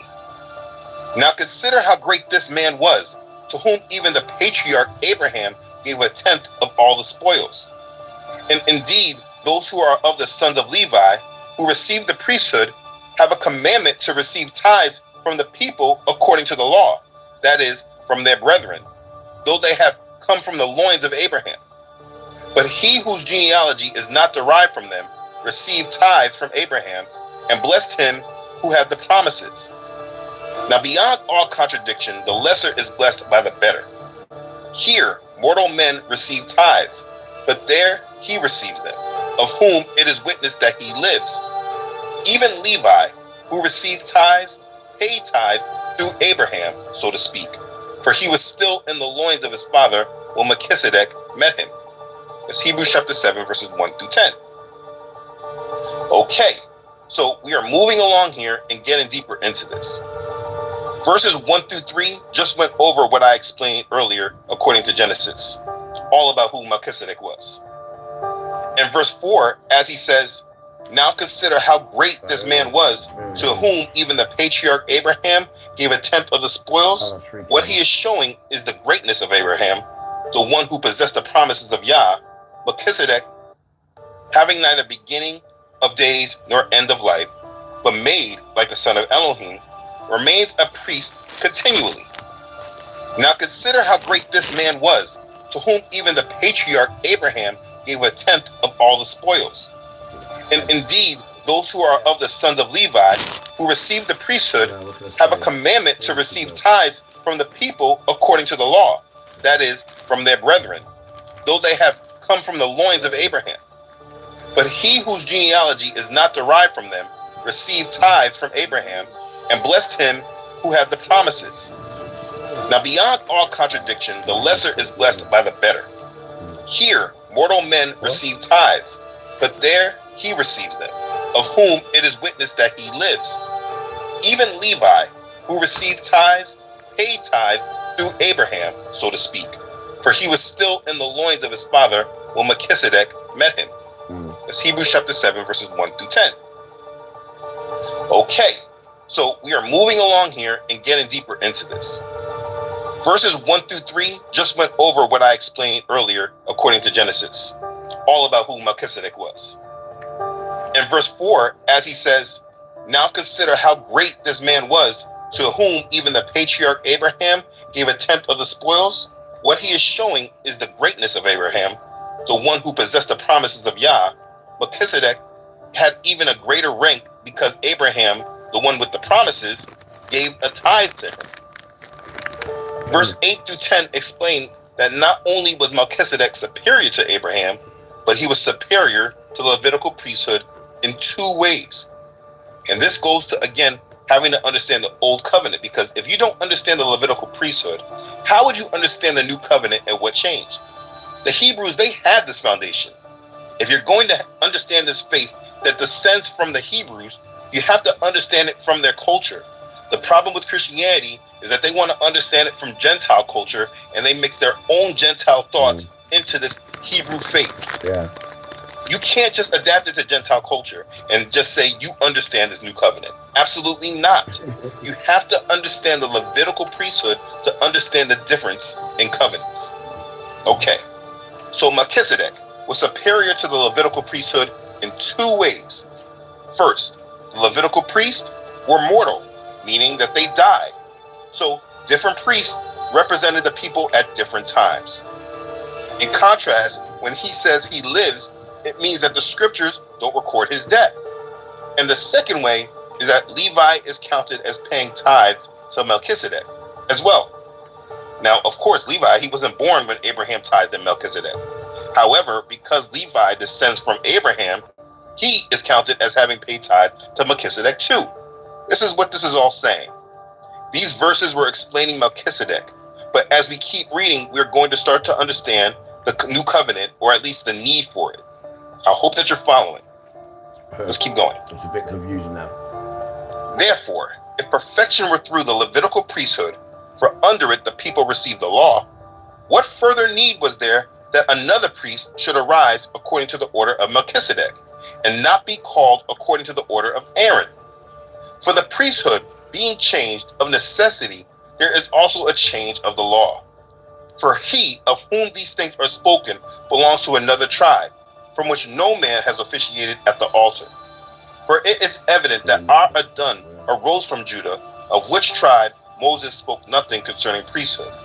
And it is yet far more evident if, in the likeness of Melchizedek, there arises another priest who has come, not according to the law of a fleshly commandment, but according to the power of an endless life.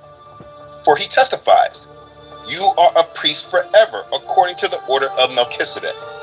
For on the one hand, there is an annulling of the former commandment because of its weakness and unprofitableness, for the law made nothing perfect. On the other hand, there is the bringing in of a better hope through which we draw nearer to Elohim. That's Hebrews chapter 7, verses 11 through 19. Okay, so boom, right there. Now we're getting to the crux of understanding this new covenant. Let me go through it. Verse 11. Therefore, if perfection were through the Levitical priesthood, for under it people received the law, what further need was there that another priest should rise according to the order of Melchizedek, and not be called according to the order of Aaron? Okay, so follow this, because it's crucial. He's saying, if the Levitical priesthood had been able to bring people to perfection, then a superior priest from the order of Melchizedek would not have been needed. Okay, and so look, if you're understanding from the main point of view in Christianity that there was a problem with the law, and that's why we have the new covenant, and what Christians say is that the problem with the law is that we just can't keep it, like this man says. So therefore, he has this law, and we're going to find out that the law, it's not so much wrong with the law, it's the people that the law was given to, because we find out that they cannot keep it. No one's saying the law was wicked or evil. The problem with the law isn't the law. That's not the problem with the law. The problem with the law are the people who themselves can't keep the law. That's why he says we're going to hell if we try to keep it, because he feels we can't. But again, this is just because they don't understand the old covenant, and therefore don't understand the new covenant, because not keeping the law was not the problem. Again, this is not me. This is me reading from the book of Hebrews. The writer is clearly showing that we could not get perfection through the Levitical priesthood, and we needed another priest according to the order of Melchizedek. But okay, how do we know the order of Melchizedek was needed? Why did he say that? So go back to Psalms chapter 110, verse 4. It says, Yahweh has sworn and will not relent. You are a priest forever according to the order of Melchizedek. Okay, so he went back to the Old Testament like we must do. You see, this is a messianic prophecy. It foretold that someone will be a priest forever according to the order of Melchizedek and not the Levitical priest. Okay, do you get that point? Please, if you're confused, rewind this point again, listen to this over so you are not confused. It's highly important. This is crucial for you to understand. And if you understand this, then when you come across these lawless teachers, you can identify that they don't know what they're talking about. I want to give this to all my friends who drive often. From now on, no more maintenance costs, and keep your car spotless and clean every day. Anyone who owns a car but no car vacuum yet, if so, I'll give you a few. We're moving anyway, and it's a waste to throw these vacuums away. No need for a small brush. You won't need a bulky vacuum either. You'll even save money on car washes. Let me recommend a cleaning marvel. The Conca multifunction car vacuum. First, see its 10,000 pascal suction power. Now, see its 15,000 pascal suction power. Steady and reliable.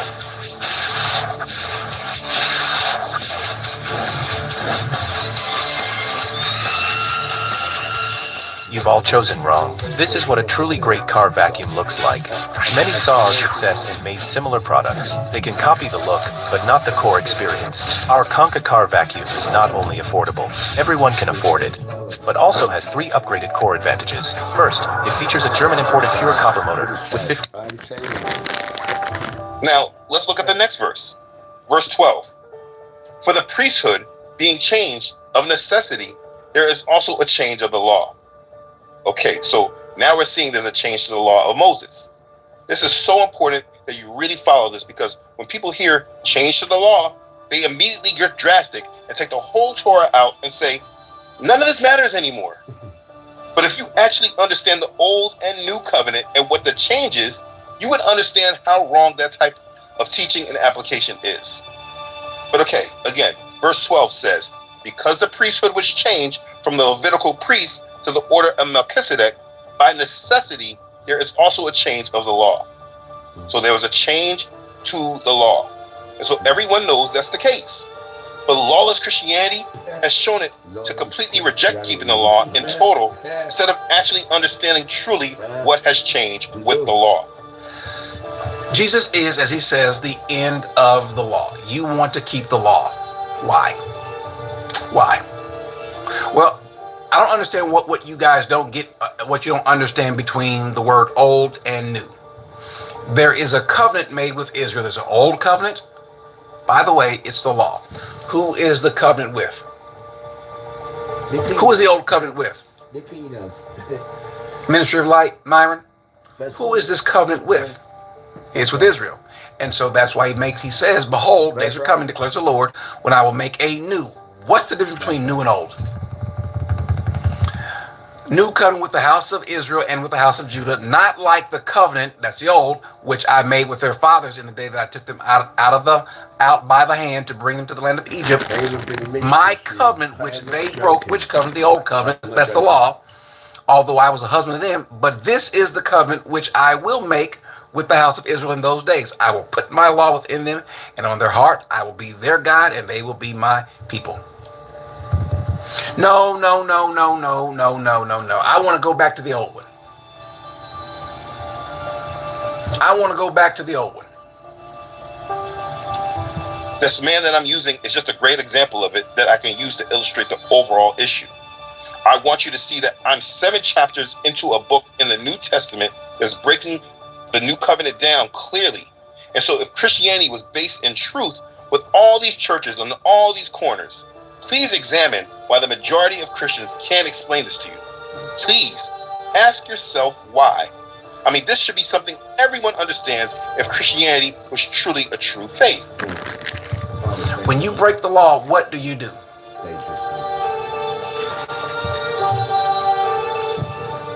You don't know what to do, do you? You go to Jesus, right? Why are you going to Jesus? Why are you going to Jesus when the prescribed method for breaking the laws are these offerings that were given? You're doing it wrong.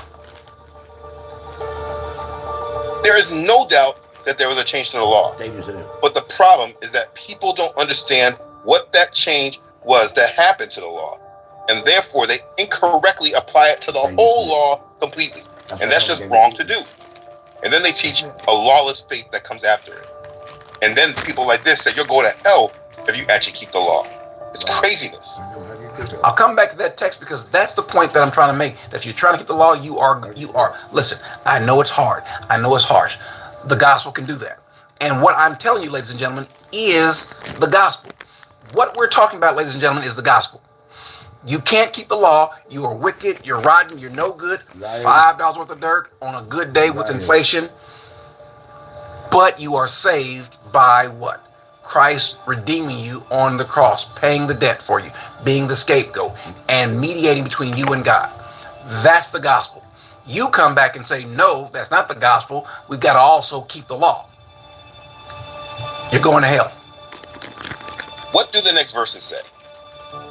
Verse 13 and 14. For he of whom these things are spoken belongs to another tribe, from which no man has officiated at the altar. For it is evident that Adon arose from Judah, of which tribe Moses spoke nothing concerning priesthood. All right, so in dealing with these verses, for he of whom these things are spoken, that's referring to the Adon, Yahusha. Yahusha arose from another tribe, Judah, like we know. According to the law, the tribe of Judah had nothing to do with the Levitical priesthood. That's what these verses are saying. Verses 15 through 17. And it is yet far more evident if, in the likeness of Melchizedek, there arises another priest who has come, not according to the law of a fleshly commandment, but according to the power of an endless life. For he testifies, you are a priest forever according to the order of Melchizedek. And so he goes again back to the order of Melchizedek and the change of the priesthood. Verse 17 is again referencing Psalm chapter 110, verse 4. So what did we get from this section? We know that the law has changed, but the full understanding of that statement is so important because, like I keep saying, most people, they say that the law has changed and they say the whole law has changed. And because we're under the new covenant, the Old Testament doesn't apply at all. Right. But I hope you're witnessing the error of the many people that speak these falsehoods. What they are saying is not biblical, but a twist that leads people into lawlessness. Yes, there was a change to the law, but that change is something specific. What has changed? Yes, the priesthood has changed. It has went from the Levitical priesthood to the order of Melchizedek. So please make sure this is something you clearly can articulate. And it's not that hard to do. And if someone has an issue, just take them to the New Testament and read Hebrews chapter 7 with them. And this is what you can articulate. Guys, see you later. Yes, the law has changed, but it was not the whole law.